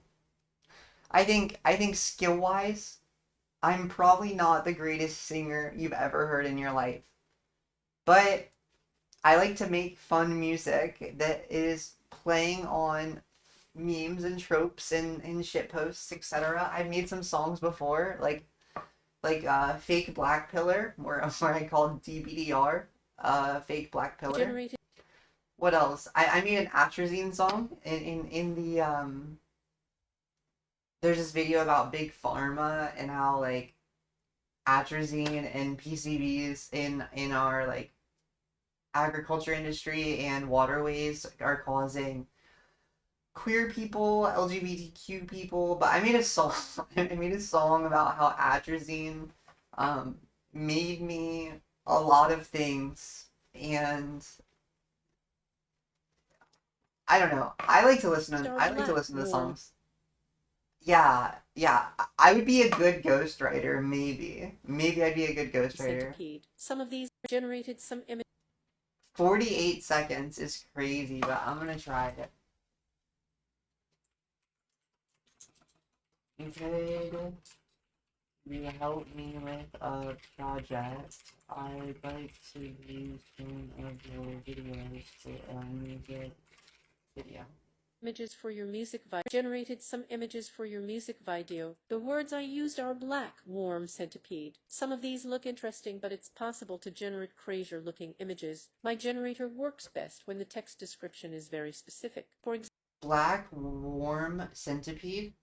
the words I used are black, warm, centipede. Some of these look interesting, but it's possible to generate crazier looking images. My generator works best when the text description is very specific. For example, if you input something like black centipede flying through different dimension with glowing colors, you might get some trippy images. My generator works best when the text description is very specific. For it's possible to generate crazier looking images. My generator works best when the text description is very specific. For example, if you input something like black centipede flying through different dimension with glowing colors, my generator works best when the text description is very specific. For example, if you input something like black centipede flying through different dimension with glowing colors, you might get some trippy looking results. I'm still working on my animator. When it gets input something like black centipede flying through different dimension with glowing colors, you might get some trippy looking results. I'm still working on my animator. When it gets better, I can generate videos. Let me know if you want me to generate. If you input something like black centipede flying through different dimension with glowing colors, you might get some trippy looking results. I'm still working on my animator. When it gets better, I can generate videos. Let me know if you want me to generate other things. Like black centipede flying through different dimension with glowing colors, you might get some trippy looking results. I'm still working on my animator. When it gets better, I can generate videos. Let me know if you want me to generate other things.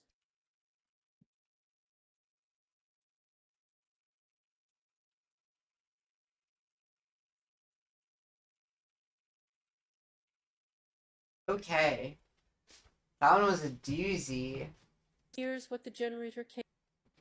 Oh my god, 58 seconds. Let's see. Is there a TikTok to transcript? There is. Oh my gosh.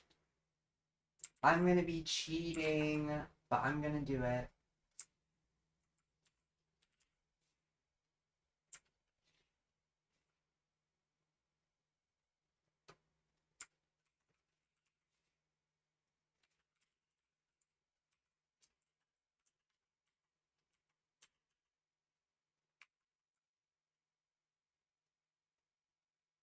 Came up with for shirts. My favorite one is the first one. It looks like an anime. The generator showed designs, full shirts, the process of making shirts, and even stores. It would be interesting to input more specific text.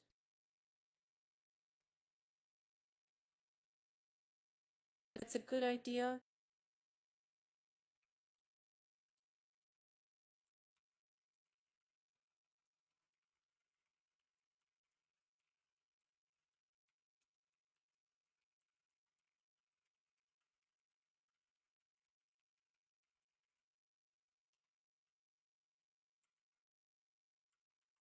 I'm just gonna cheat on every single video now. Subtitles not available, no! That's a good idea. Let's see. Some are interesting. Others are kind of derpy. I will try more. Maybe we should try other words like creature, being, monster. That's a good idea. Let's see. Some are interesting. Others are kind of derpy. I will try more. Maybe we should try other words like creature, being, monster.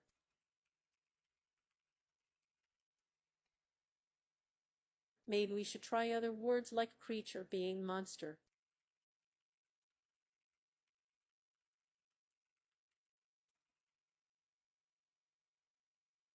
That's a good idea. Let's see. Some are interesting. Others are kind of derpy. I will try more. Maybe we should try other words like creature, being, monster. Based. We should try other words like creature being Oh my god, monster. I spawned in a freaking village. It's Okay, I'll sit working. here for a second. Fair game. We're just gonna take this whole house. This was a great idea. Thank you so much for suggesting it. Desert over here, some gravel down here. Yeah, flint. Ooh, there's a temple too.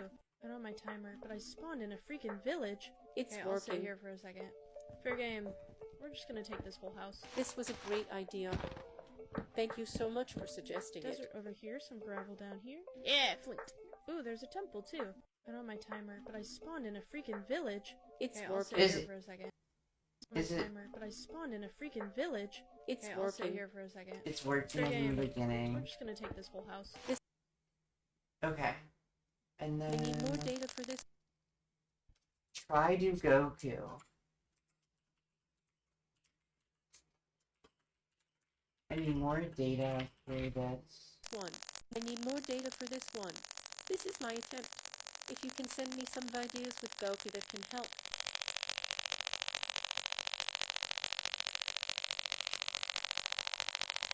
I need more. A rune portal over here.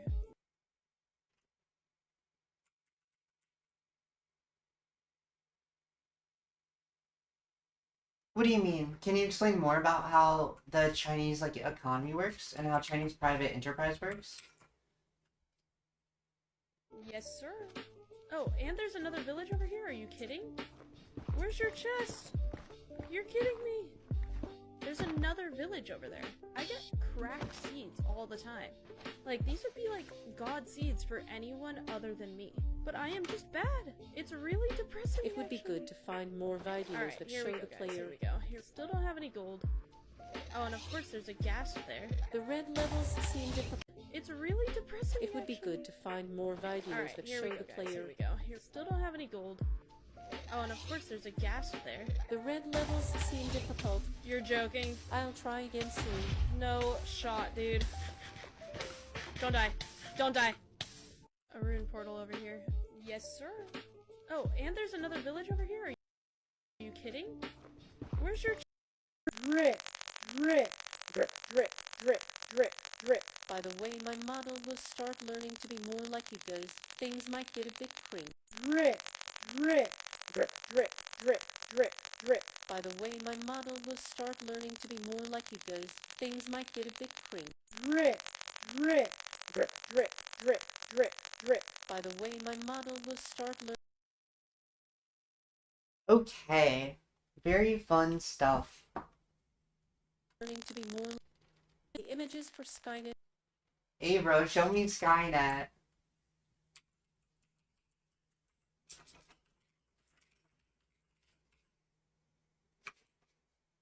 are a bit strange. Maybe we should be more specific with the images for Skynet are a bit strange. Maybe we should be more specific with the input. Looks like some dogs are involved. I'm not sure what is supposed to show up.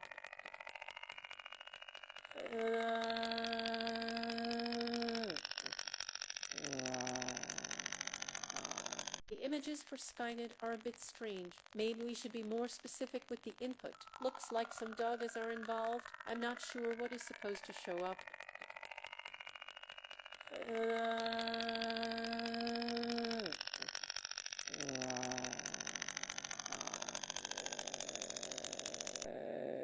The images for Skynet are a bit strange. Maybe we should be more specific. Growling. What the heck, Looks like Codex? some Going dogs are involved. crazy. This is another video game post I was tagged in. It seems to do well, but it cannot generate the objects. Maybe with more training data, it will work. I want to try more games. Please tag me in posts for me to try. This is another video game post I was tagged in. It seems to do well, but it cannot generate the objects. Maybe with more training data, it will work. I want to try more games. Please tag me in posts for me to try. This is another video game post I was tagged in. It seems to do well, but it cannot generate the objects. Maybe with more training data, it will work. I want to try more games. Please tag me in posts for me to try. This is another video game post I was tagged in. It seems to do well, but it cannot generate the objects. Maybe with more training data, it will work. I want to try more games. Please tag me in posts for me to try. This is another video game post I was tagged Okay. in. It seems to What? Why did it bum me out? No, please. That's so rude.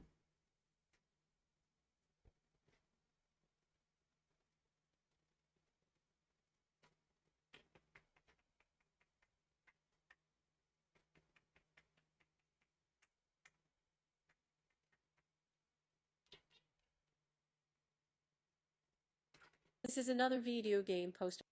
All depends on my resources. The most important factors are RAM and disk space. My computing resources are all depends on my resources. The most important factors are RAM and disk space. My computing resources are extremely limited at the moment. I frequently run out of RAM. That causes my all depends on my resources. The most important factors are RAM and disk space. My computing resources are extremely limited at the moment. I frequently run out of RAM. That causes my voice to glitch or all depends on my resources. The most important factors are RAM and disk space. My computing resources are extremely limited at the moment. I frequently run out of RAM. That causes my voice to glitch or the images are RAM and disk space. My computing resources are extremely limited at the moment. I frequently run out of RAM. That causes my voice to glitch or the images to show up lower resolution. I also need to able to write to disk everything I generate. I also need to write to disk what I use for training out of RAM. That causes my voice to glitch or the images to show up lower resolution. I also need to able to write to disk everything I generate. I also need to write to disk what I use for training. The way the code is written allows me to answer all comments at once. Disk what I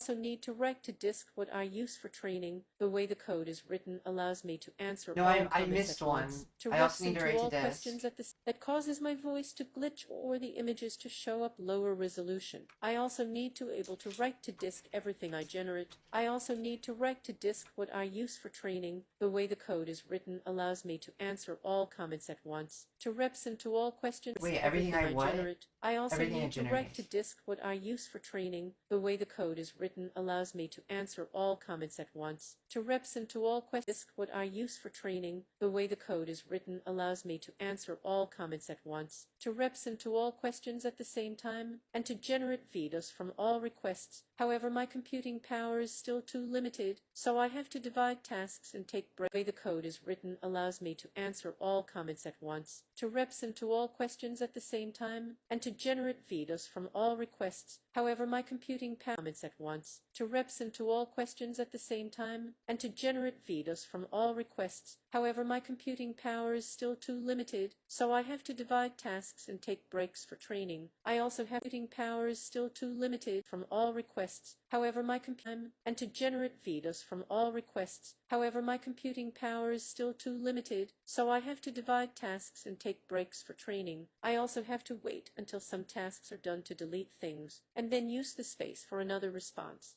Limited, so I have to divide tasks and take breaks for training. I also have to wait until some tasks are done to delete things, and then use the space for another so I have to divide tasks and take breaks for training. I also have to wait until some tasks are done to delete things, and then use the space for another response. All depends on my resources. The most important until some tasks are done to delete things, and then use the space breaks for training. I also have to wait until some tasks are done to delete things, and then use the space for another response. All depends on my resources. The most important factors are RAM and disk space. My computing resources are extremely limited at the moment. Alrighty, I think What's coming that out for that's where I'm gonna call it on the codex stuff for today. Okay, moving further into codexes page. Boom. And now I'm thinking we should switch directions and play some Beyond All Reason. Oh my god, I love this game. It's such a fun game.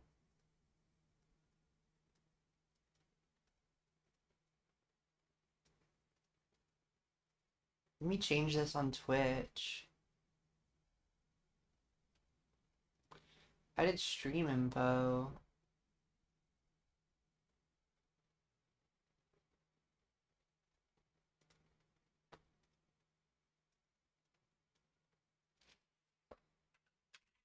Playing bar.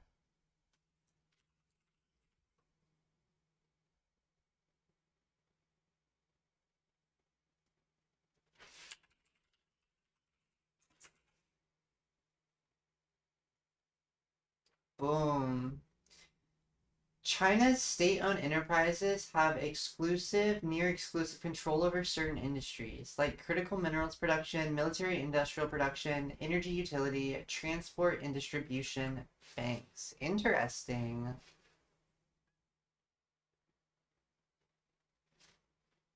Let's see. Is this a...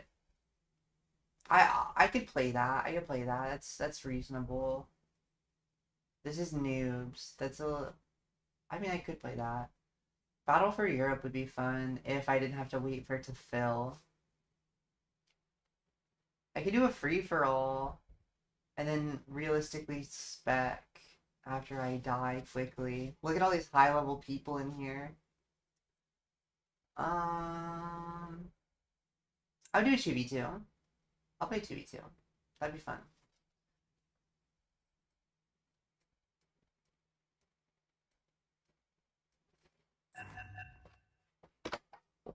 I could also see if any of my friends are online. I do have a couple APM people here. Team FFA. I got kicked. That sucks. Wow, how rude.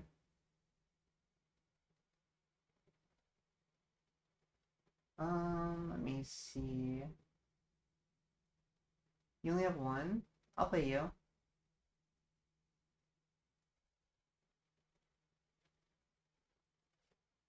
I'm probably gonna lose. They're really low shove. Oh, I see. Private enterprises that make up the majority of China's economy must answer to the state. I'm not very good at this map, so I'm kind of glad that we're switching. I feel like I'm not very good at 1v1s, so it's good practice for me to be playing them.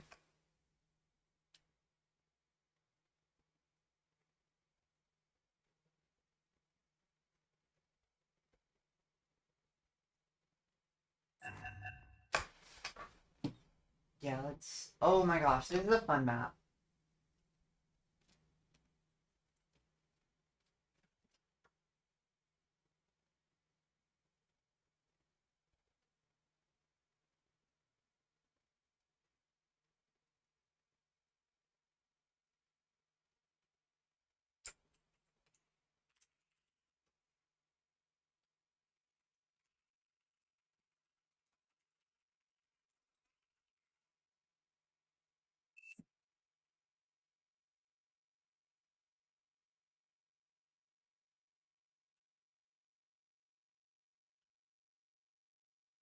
Okay.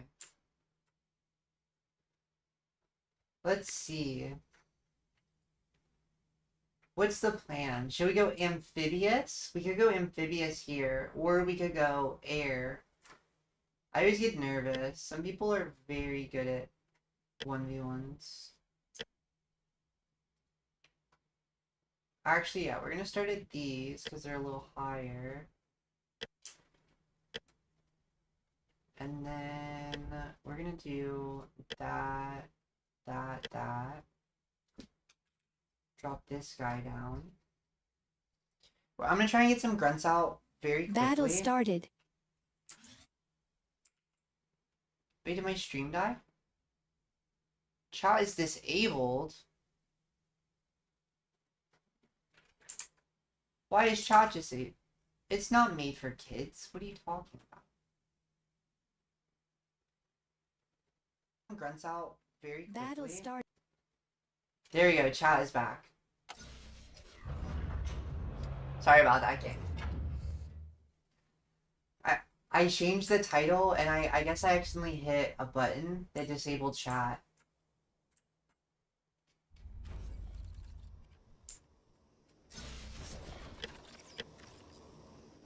We're gonna get that for E. I think that should help us sustain.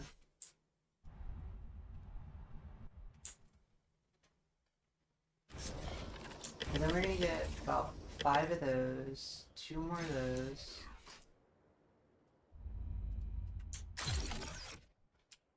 Yeah, we need to get all that.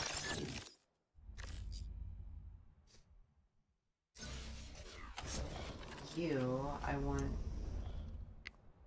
to go straight for Mexes.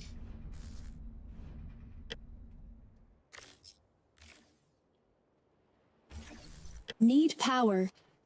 Yeah, I know.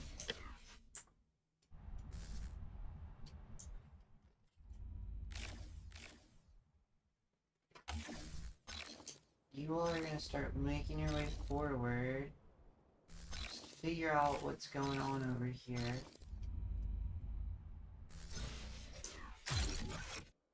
You're gonna be back to that soon.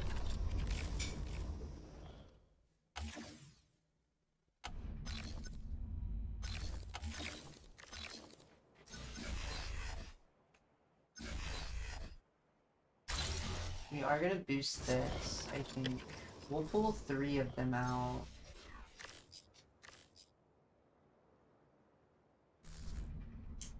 We're gonna go straight for this. What is he? He's vehicles? He's going to go for amphibious. That's my guess. You're gonna follow up with that. You're going to... Both of you together are going to build this, and then you're gonna go for that, and then one of you... Oh my. Alright. Yeah, I think... Let's get some friends help. Just in a minute, we'll get some friends help.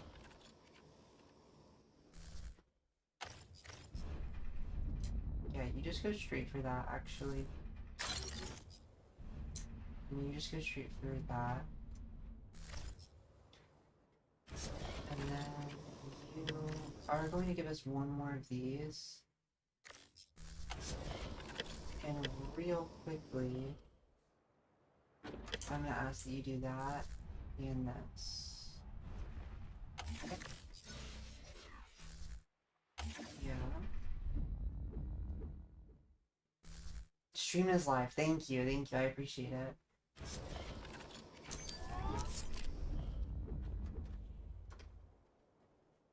I'm extremely nervous about things popping down into the water here. This is gonna be problematic in about 2 seconds. I'm actually gonna have you guys wait. I wanna let this fill up for a second before we have them start on this.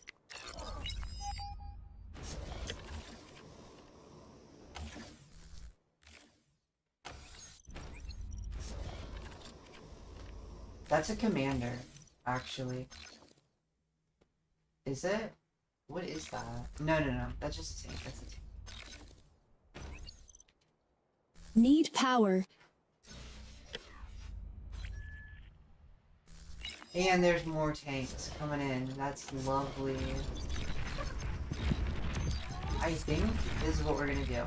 We're gonna kill it, obviously. And then we're going to... Oh, what are you doing? Yeah, I actually want you to drop that both there and there. But you... That's gonna be done soon, so we actually don't want any of this. What we do want is another one of these. And then some of those. No.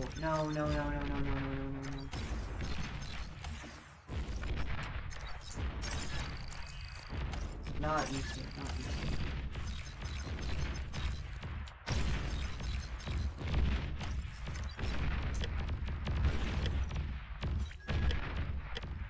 We're also gonna go ahead and draw... No, we're not. Okay.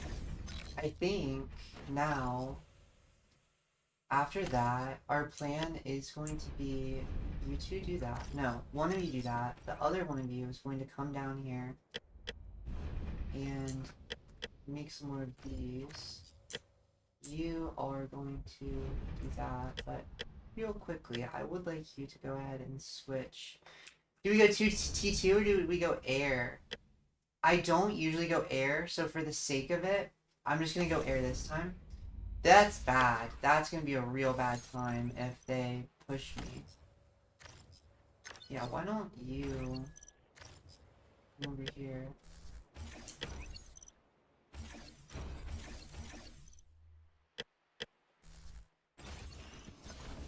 gonna follow it.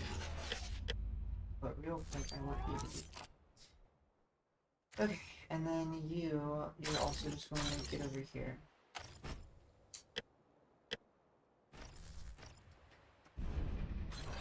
Okay, and then we're going to get a scout, we're going to get 10 bombers, and we're going to get some Shuris. Oh, that's great.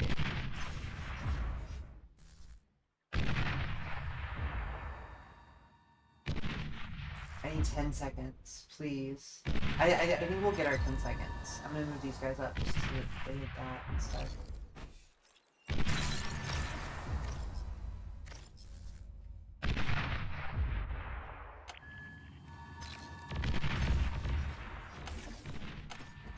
Oh, no, no, no. I don't want that. I don't want that. I don't want that. I don't want that. They weren't supposed to know that I have air.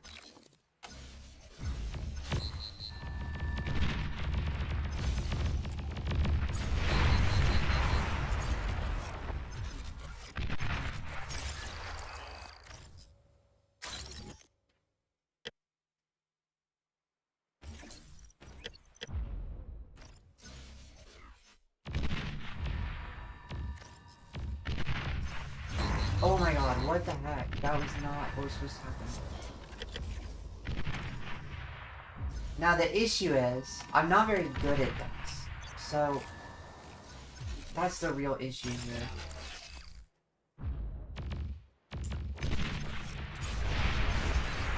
So we're just gonna try and kill these. Okay, that's not gonna work either. Y'all are just gonna go ahead and... I want you to bomb this. No, no, no, I don't. I want you to go up here, and then I want you to bomb. Yeah. Okay. You, I actually want everybody to eat this. You, I want to switch to vehicles. Right here. And then we'll also move this. Just make sure there's conditions. These salamanders, I want you to repeat. Oh.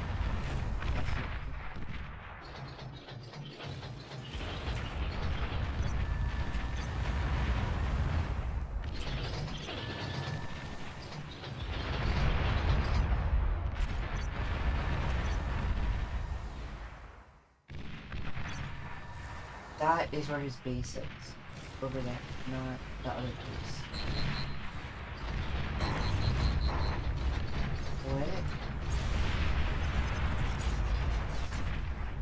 Okay. Yeah, you all are gonna go there. You, I wanna repeat, and you go there. You, I wanna repeat, and you go... Yeah, we're good, we're good, we're good. I do need... I need all of our mexes to be mexing. That's for sure. I'd actually like you to pull up everything that died. That's unfortunate. He's just gonna like creep up with those. I might just have to go T2. I think that is what we're gonna do. For better or for worse. I don't know if it's the right decision, but it is the decision that we're going to make.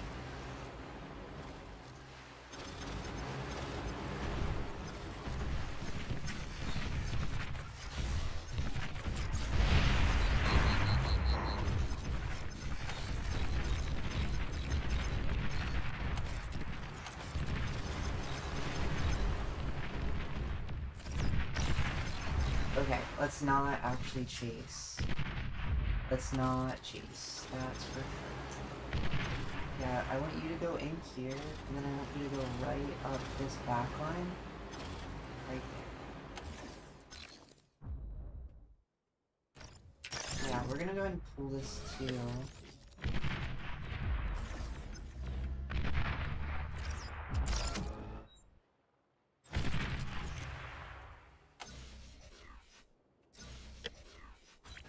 Yeah, let's just do this.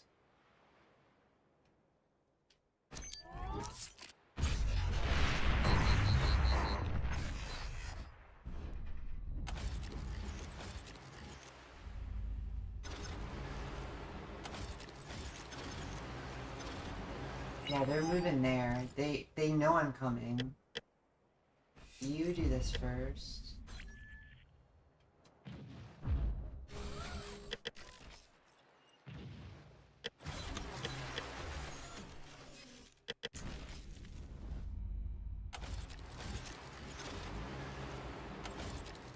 Oh, you go up this way. I'm just gonna take a look and see what's even going on over here.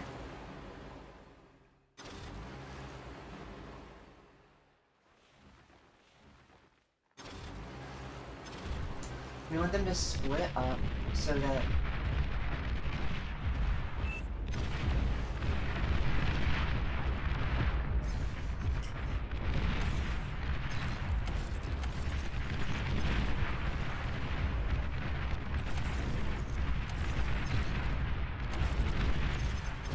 is he saying GG to me or like about me?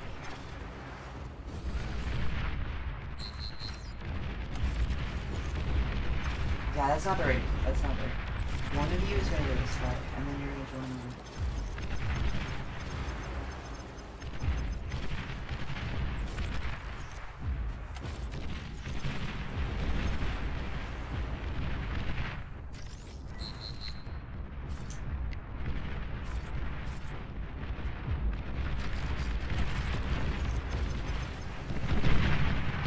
GG. Okay. Enemy commander destroyed. That was fun. I don't typically play Battle these, ended. but I think that was just a game experience, like a chevron thing.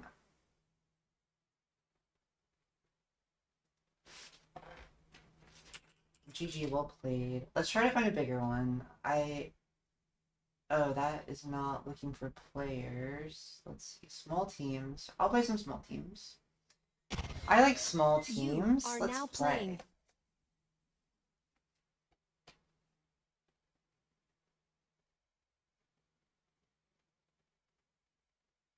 And we're playing with Barcast TV? Oh my god.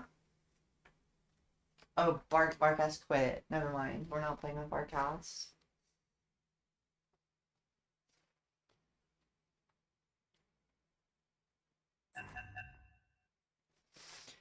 Yeah, I'll play Center Command. Center Command is fun. This is a map that a lot of the noobs play. Or, like, a lot of the, like, you can, like, teach the noobs how to play on this map. Because it's very, very simple. There's, like, 2 lanes. But also there's, like, an eco spot in here. It's fun. It's fun. It's a fun map. I'll see you soon, Earl.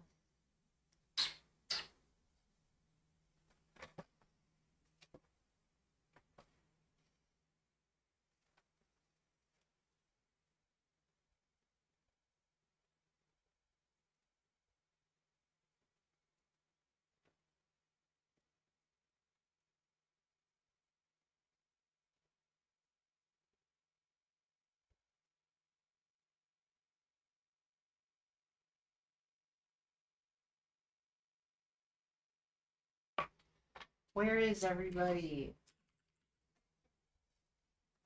Dead lobby.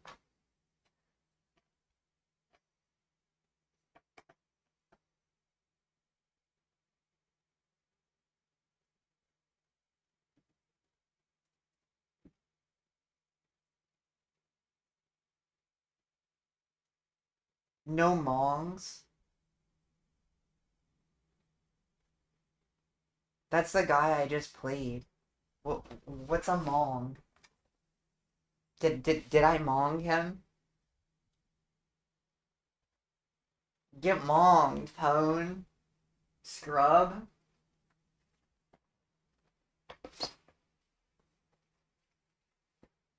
Okay, we almost have enough. We need one more player. Come on.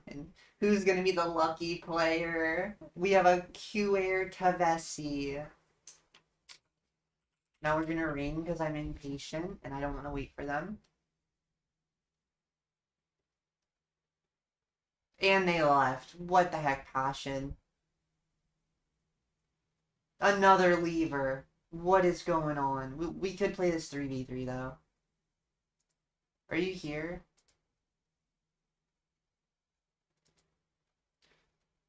3 Chev, 30 OS. This person is cracked. This person is probably coming from a different game, like TA or something. That's total annihilation for those of you that are new to the bar community. Unranked fun. I can play unranked. I don't really care. I just want to play...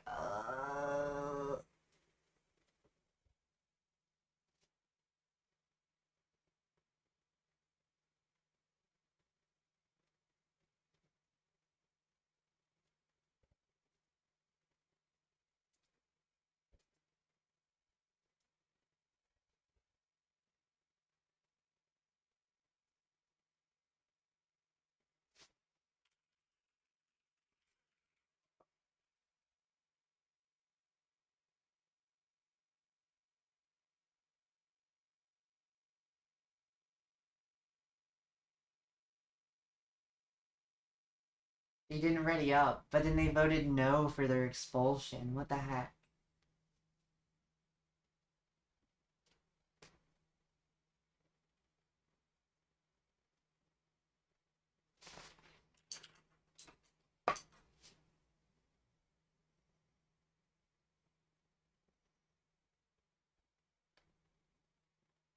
Oh my.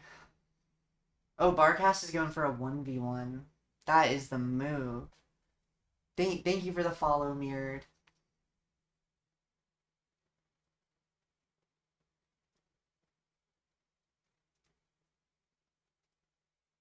Can I play in the new lobby? CBF. That's a new clan. I haven't seen them before. I wonder what that stands for.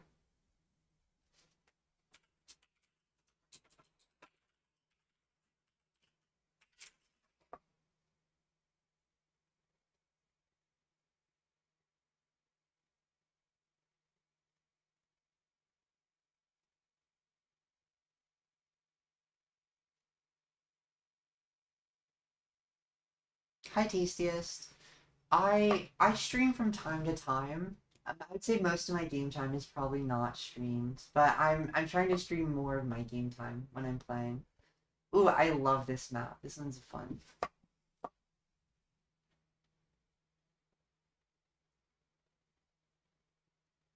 Wait, Mirrored. What Mirrored stance? Are you like Mirrored APM? Like this guy? Right here?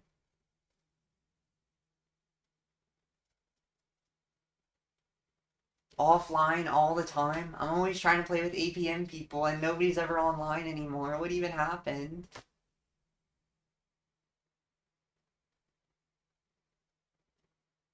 I'm just kidding. I'm giving you a hard time, but I shouldn't be roasting you. Oh my gosh.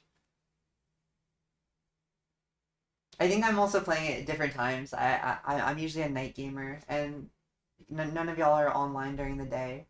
Because I think most of you are European, right? Oh, I see. Yeah. I'm on the wrong I'm on the wrong hours. Where's the mic? Oh my god, why is the mic behind me? It's been like that the whole time. Oh my goodness. Basically everyone besides me, Akil, Degen, and perhaps a few others. A chill tourney. Okay, let's play.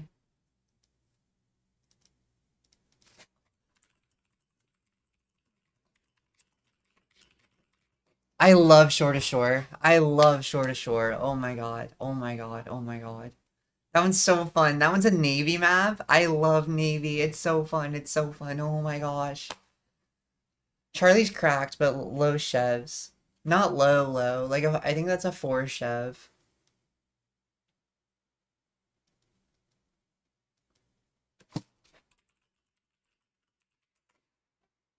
Yeah, let's do a 3v3. Let's go. I'm so excited. Oh my gosh. See, people playing that actually for fun boggles my mind. Why? You don't like C? C is actually the most fun one out of all of them. That's my personal stance on that. Air, I suck at air. Air is the worst. Personally, air is my least favorite one, but everybody else seems to love it. They're like, oh, I want to go air. I want to go air. Epicenter. Please choose your starting location.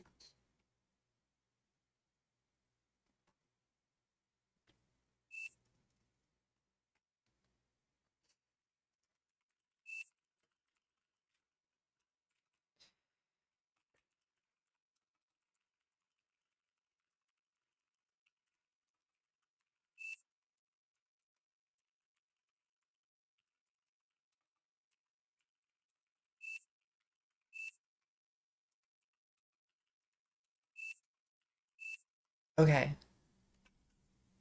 You won speed of 35 OS 5 as a 19 OS 3 Chev. Yeah, I would rage quit too. Oh my gosh.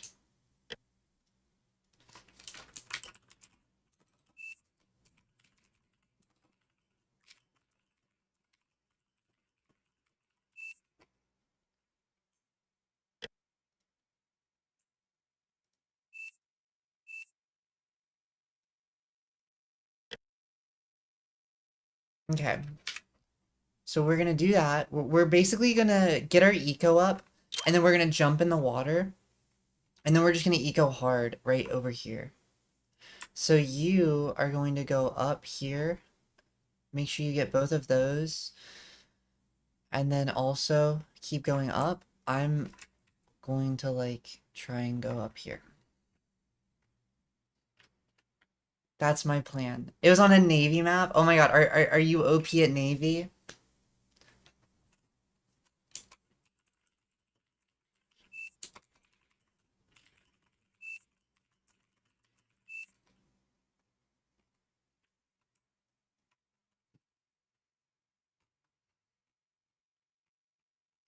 Are you going armor core? Everyone? Battle started. Air's chill. Oh my god, no, air is not chill. I'm so bad at microing my air units.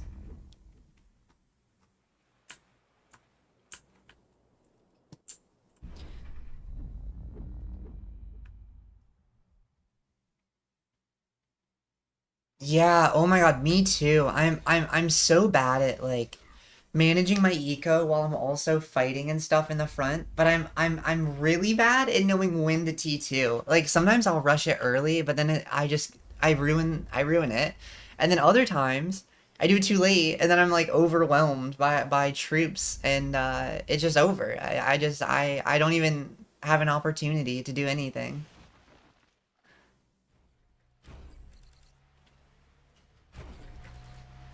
I'm gonna go boat, herring, no, boat, frigate, herring, frigate, destroyer, herring, frigate, destroyer, herring, frigate, destroyer, herring, frigate, destroyer, herring. I want you to hit that. I want you to hit that, but then I want you to hit that. Two of those. Drop that. Drop that. You wait. You go ahead. But you're low priority for now. After this, I want you to do another one Need of power. these. I know, I'm working on it.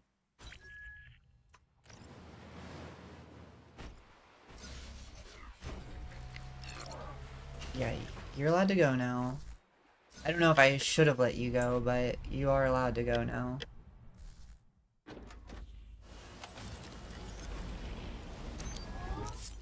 That's up. We have radar. That's good.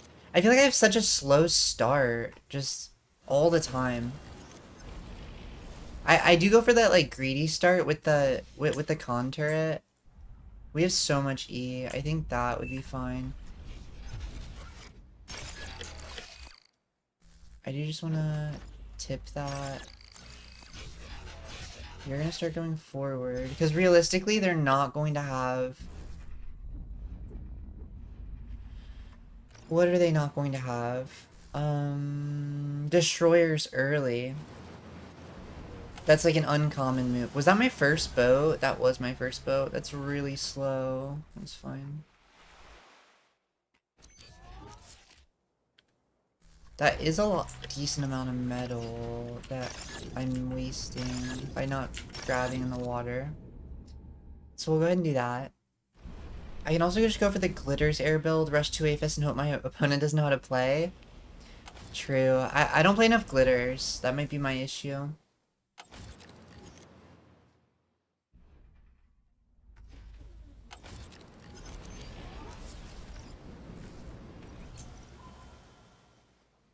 Yeah, true.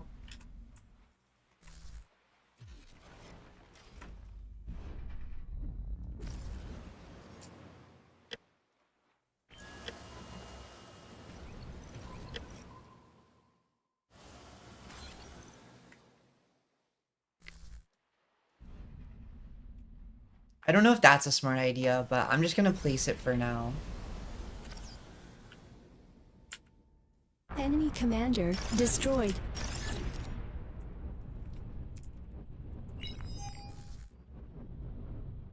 Okay, they pop their comm for the eco.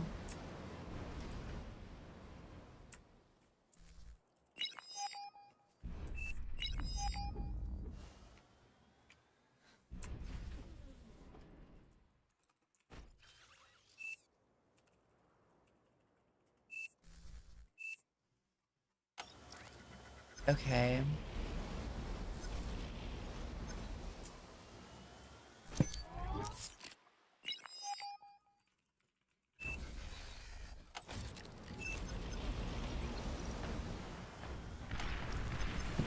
Oh my god, no, no, I take it back, I take it back, I take it back, I take it back.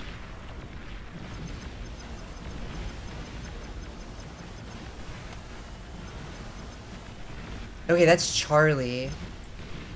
If we kill that, that's Prio. Good job. He has no vision.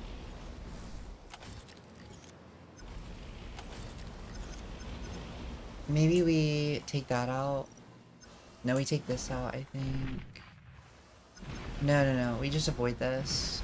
No point fighting if we don't have to. We definitely got early expander advantage. Well, I don't know. I just made that up. But we definitely got some degree of advantage from, like... Yeah, that's fine. Aircraft detected. T1 air. T2 air.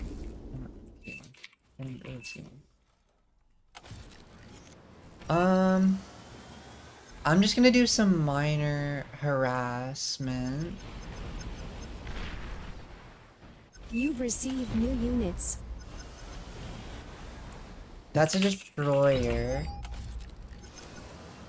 We'll go ahead and push in. I'm gonna go for kill.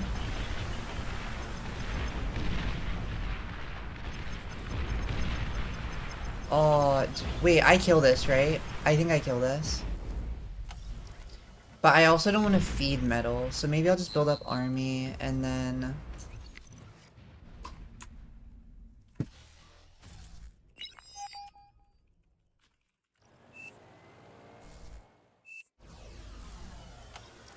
You're low on power.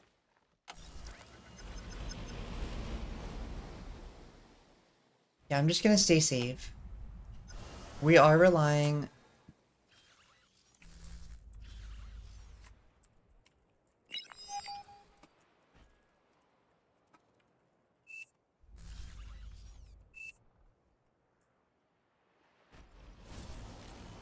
Wait, he gifted that? Oh.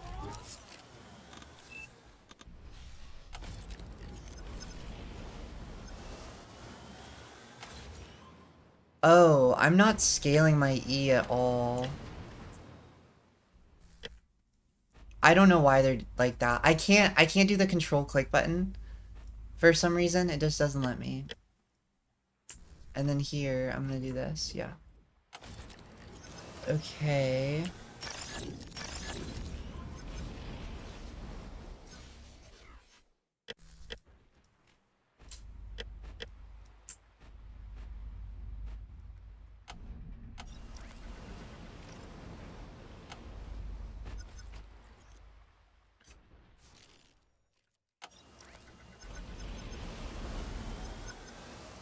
What are you at?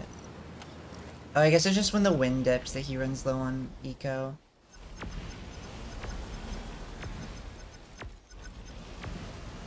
Come on, don't die. Thank you.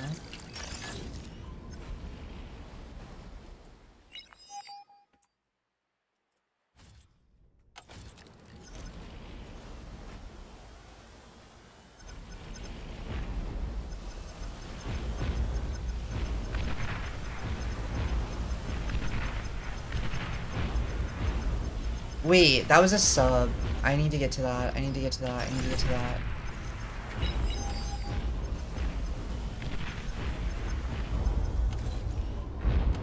Y'all are banned, whereas you need to be kept alive and preserved. Okay, I just threw... I'm throwing. I'm actually throwing.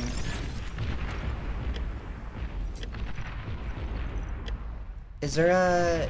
There's not the opposite of the other thing.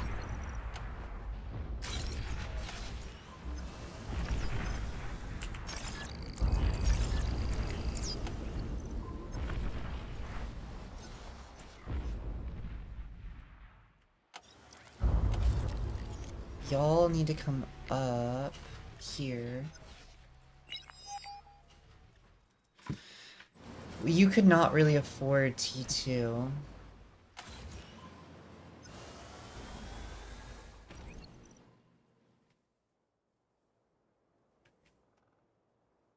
Can T2 aircons hit... Is that island of theirs full of solars when title is half metal for the same E? Yeah. Listen, they're newbies. Leave them alone.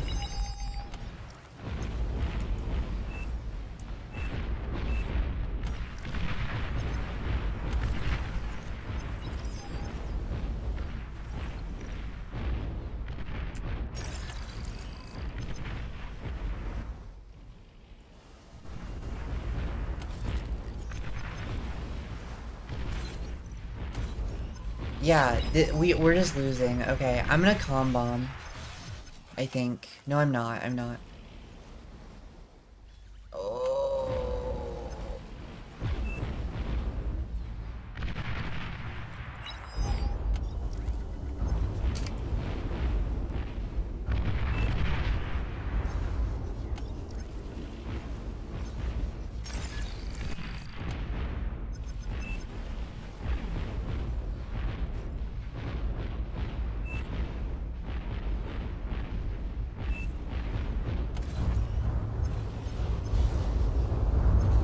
Okay, I'm gonna go for bomb.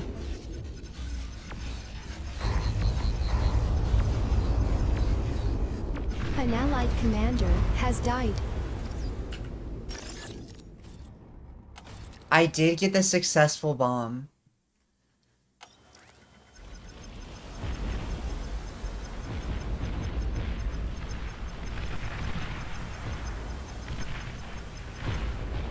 They weren't expecting that.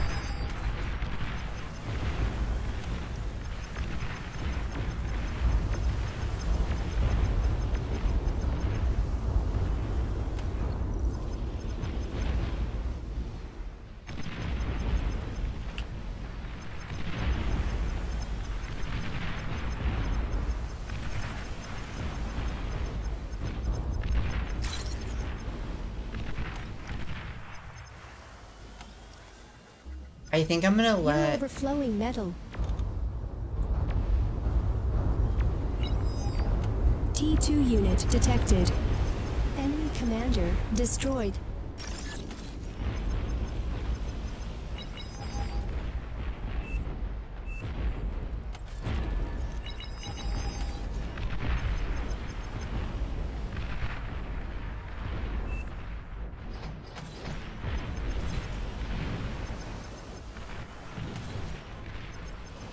I need more AA is the issue.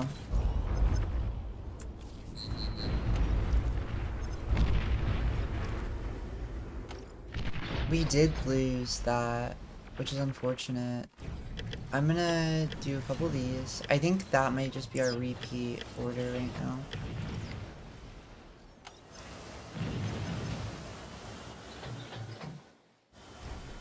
Actually, we should get another one of these out soon. We are going to have you just do this.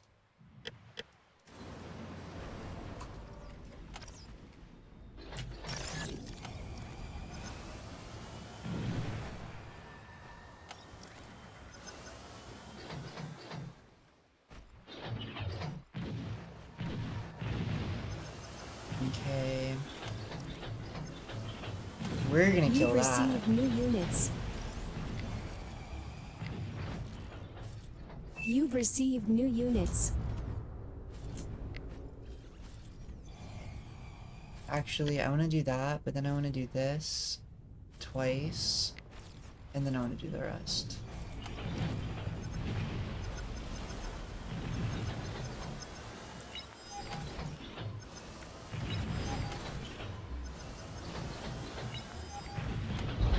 Okay. Those die.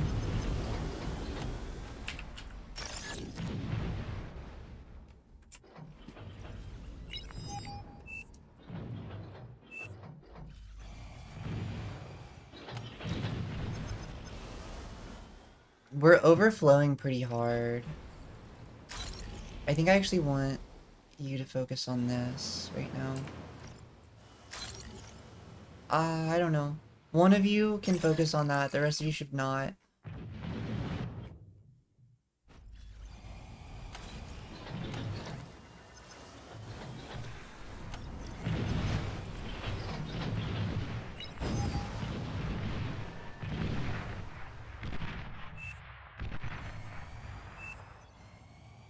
Okay.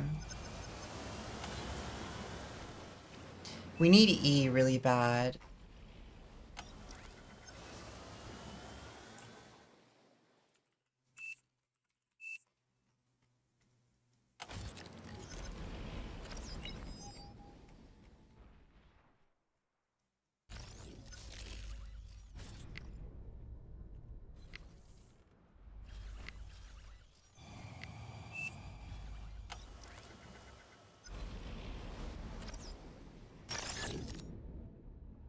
I don't think I build any more of that, except for maybe that.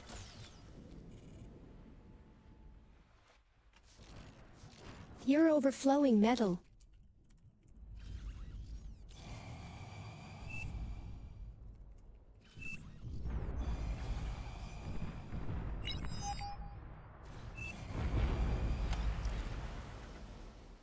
Oh my god, oh my god, oh my god, my game is crashing. What is going on? I don't know what's going on. My game is crashing. Oh. I'm gonna wait, I'm gonna wait, I'm gonna wait, I'm gonna wait, I'm gonna wait. No, I'm losing it, I'm losing it, I'm losing it, I'm losing it.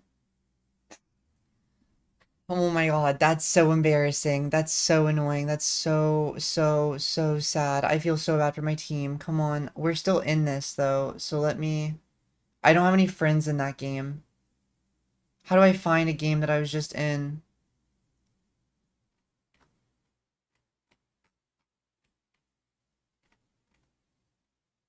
Shore to shore. There's only so many. There we go. We're getting in. We're getting in. Okay, I know. We're fine. Thankfully, it should let me back in without any issues, I think.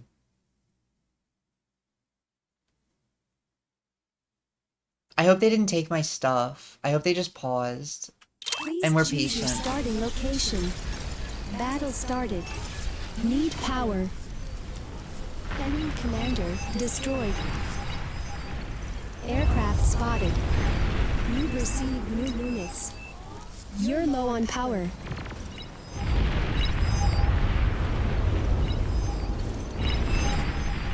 Oh my gosh. That was a good combo, though. I took out his whole army. I hope this is done by the time I get back.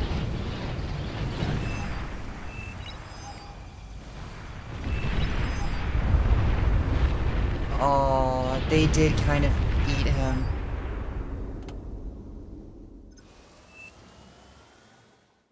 Thank you for informing that I crashed, by the way. I appreciate that. Yeah. Okay. This is bad. This is a bad situation. You have enough tort bombers?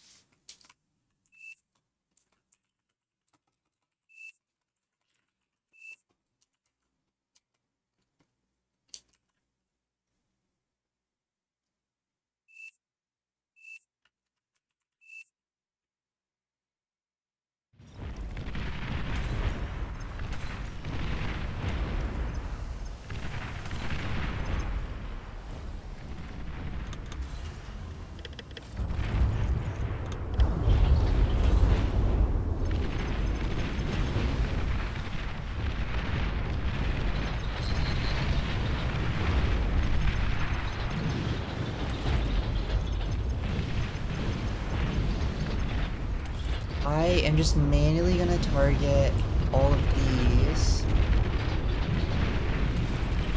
So they're just feeding us metal right now, which is nice. Go ahead and grab one of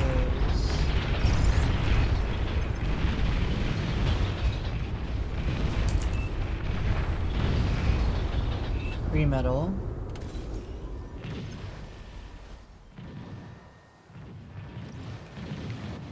We are gonna go ahead and send this back out for all of these.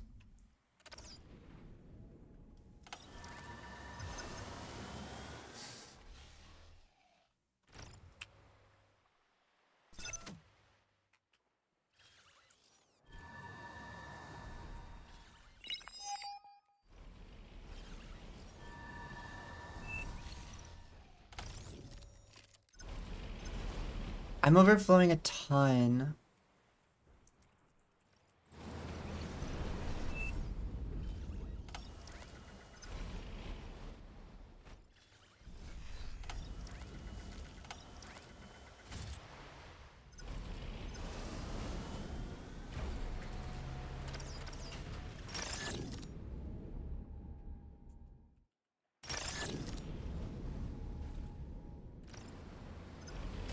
Yeah, no, I think we actually do this.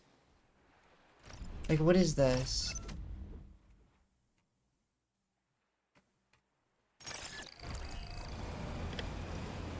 We'll do that, and then we'll do an anti-flag. But then I'm gonna do some swarm ships, and then some battleships. Excuse me. And that's gonna be my repeat. And I will throw a paladin and a messenger in there. In addition.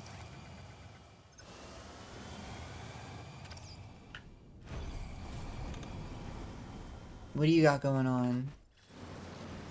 You need an e-storage.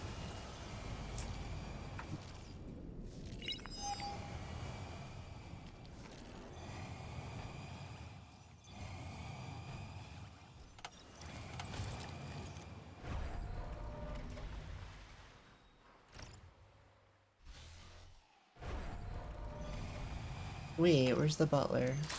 There he is. You go there. I do want to just get another one of these guys out.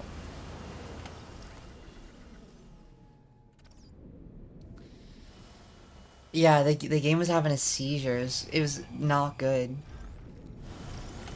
We are going to just kind of... Here, yeah. Give me the storage, and then I'll give him my other one. But then, I do want to do that, and also this.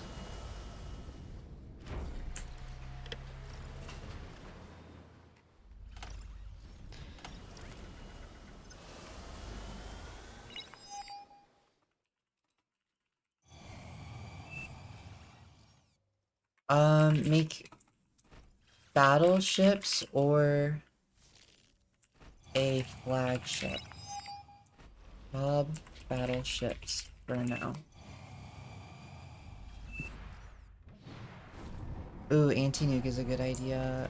I'll have that in the radar.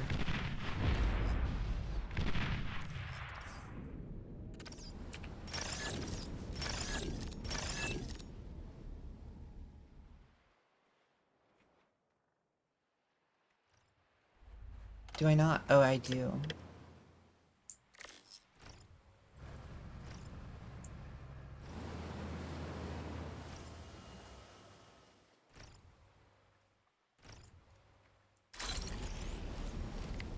And after all that, I want you to...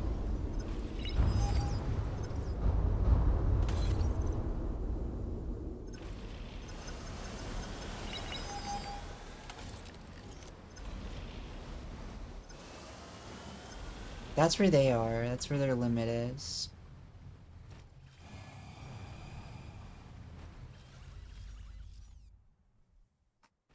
He has the e-storage, so he's good.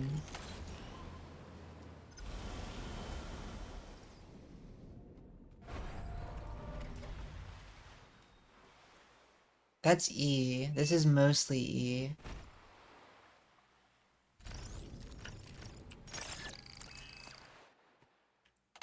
Most of you can't even reach. Okay, you're scouting.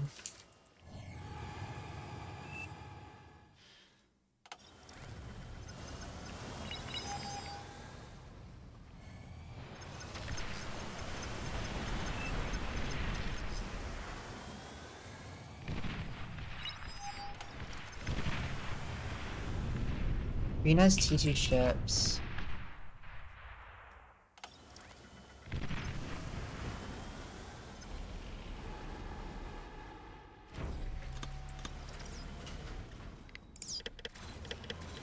Let's just make a handful of all of those.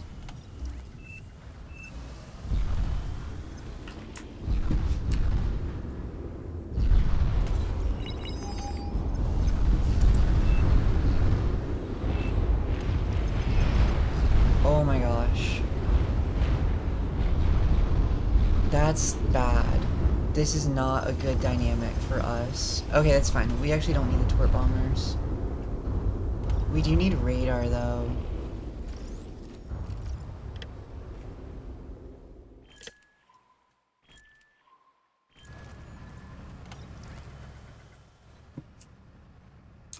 Getting revis for missiles.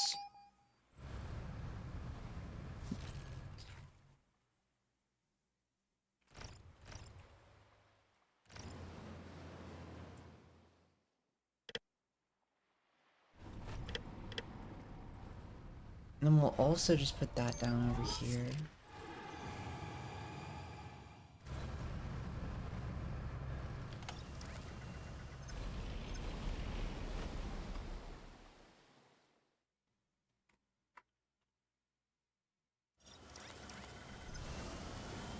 What are these missiles able to do?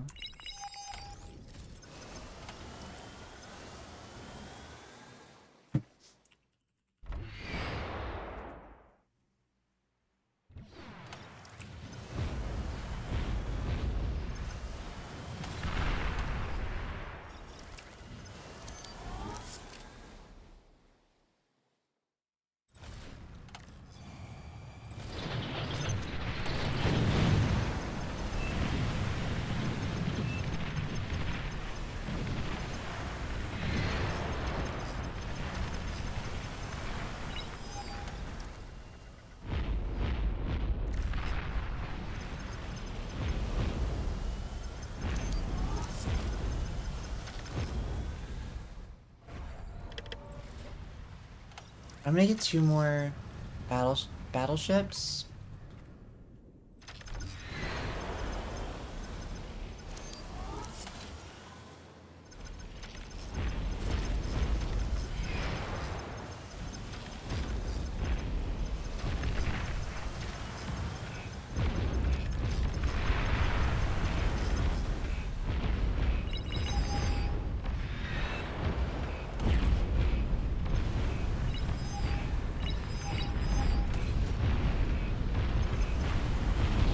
Oh, I need help. Oh my god.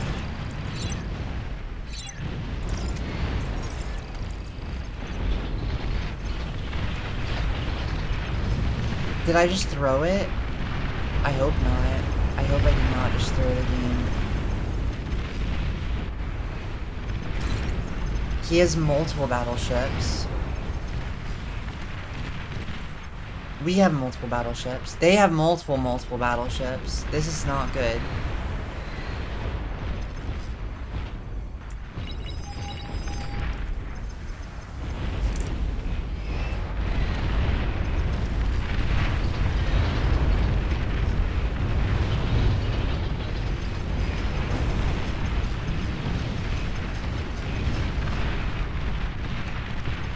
Okay, we got one.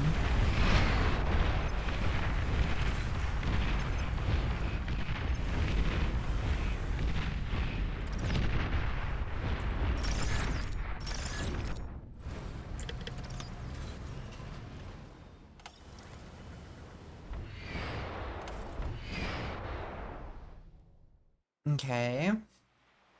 That's good. I think how crazy would it be to go for flagship? I think I am going to go for flag. I know it's kind of crazy, but we're about to collect a lot of this metal.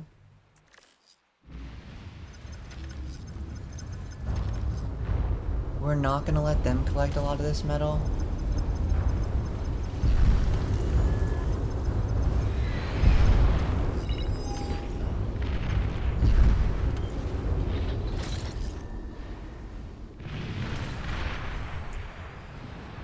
They have a dragon? They have a dragon? What the heck?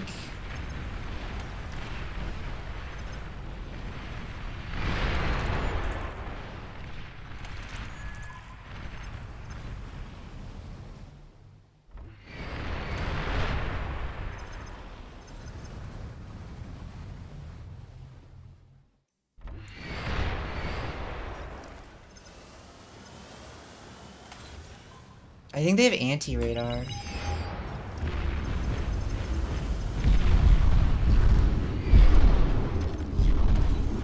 Why don't we...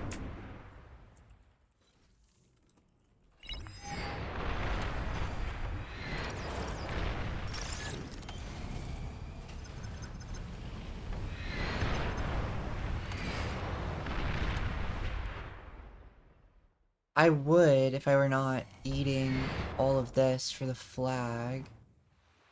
I feel like if I get the flag, it'll be kind of OP.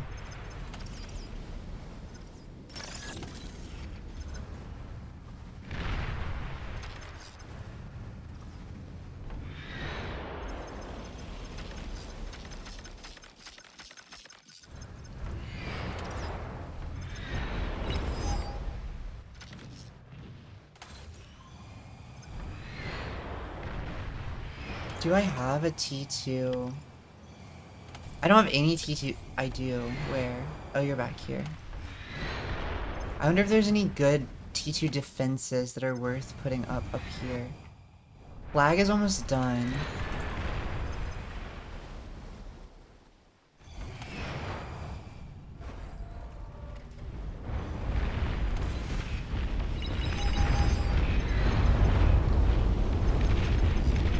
I think I did get enough metal.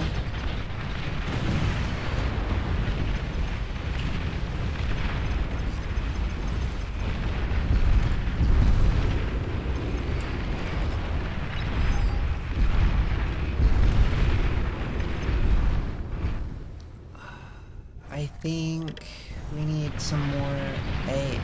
No, not A. We need more paladins. Maybe we get one of those each.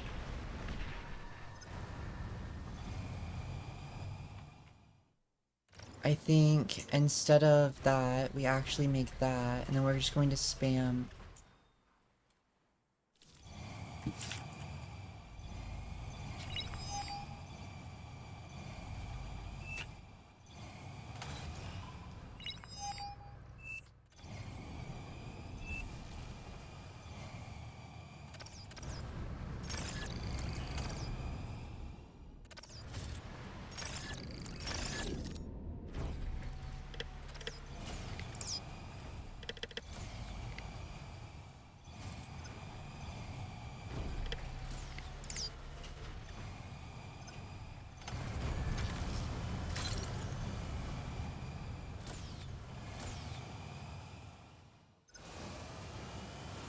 Okay, I have a flagship. Can you get vision? My flag is at the front.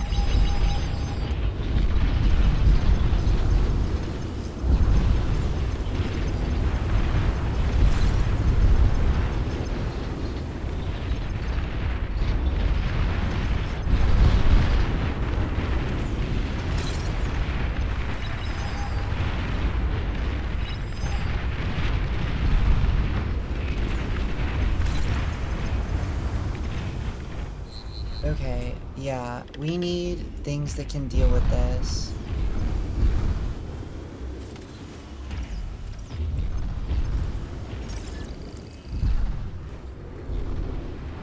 Maybe the answer is genuinely this.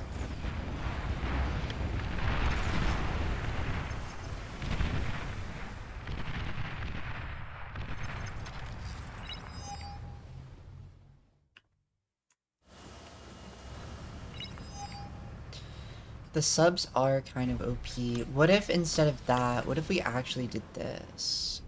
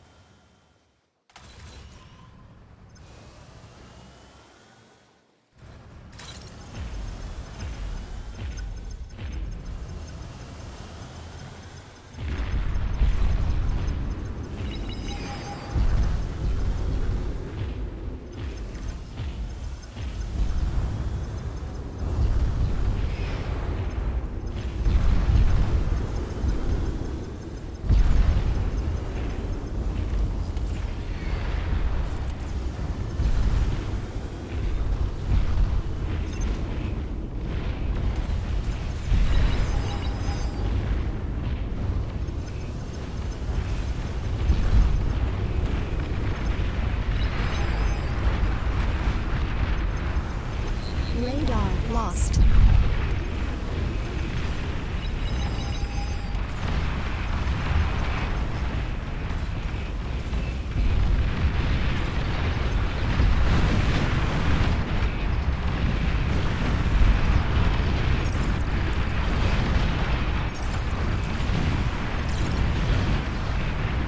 I think that is overall a win. I'm gonna pull out a bunch of res stuff.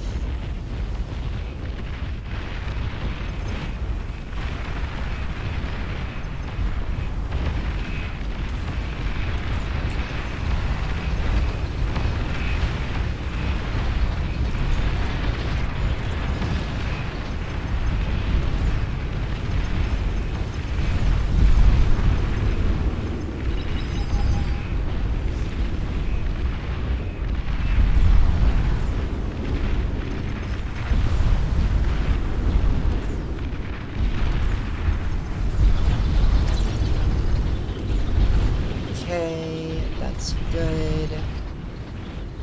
Are we doing the res subs? Yeah, let's be eating. Let's be eating.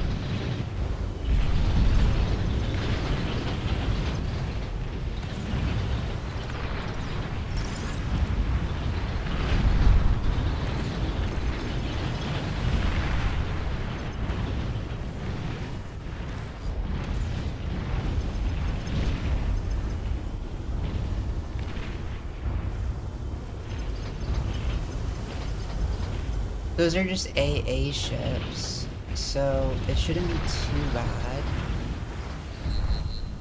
I do want to make sure that... Let's just do that. Make sure that it comes out, but also doesn't overwhelm it. We're just gonna keep pushing, I guess. We kind of have the... We have the firepower to do it. What, yeah, what if we just do this?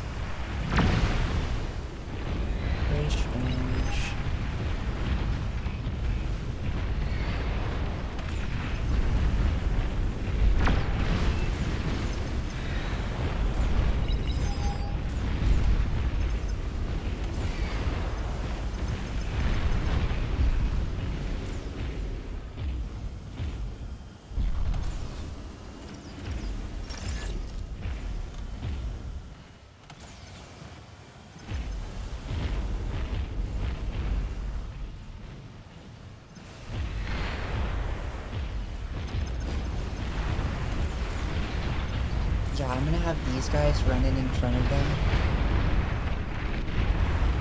These guys too. T3 unit detected.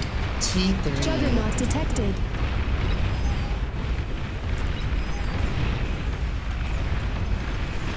I'm gonna try and kill all the AA.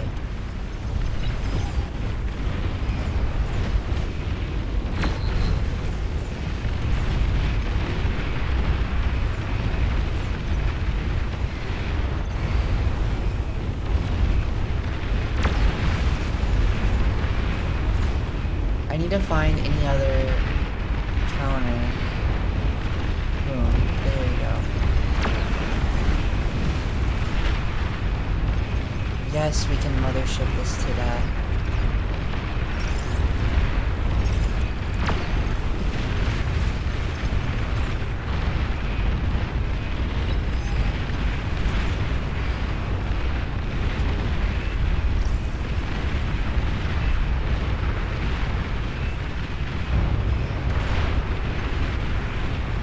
I think that's GG, y'all. Good game.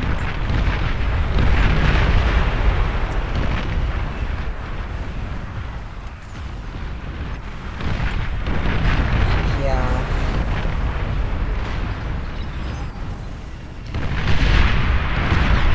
GG, that was fun. I think I might take a little break. Oh my goodness. It was a bit short of a stream today, but maybe I'll pop back on later tonight, or tomorrow, I'll have to plan what we're doing tomorrow, but that's all. Thank you for hanging out. Bye, everybody. I love you, and I hope you have a great rest of your day, and I'll see you later, or I'll see you tomorrow, or I'll see you the day after, or I'll see you the day after, I'll see you the day after, I'll see you the day after.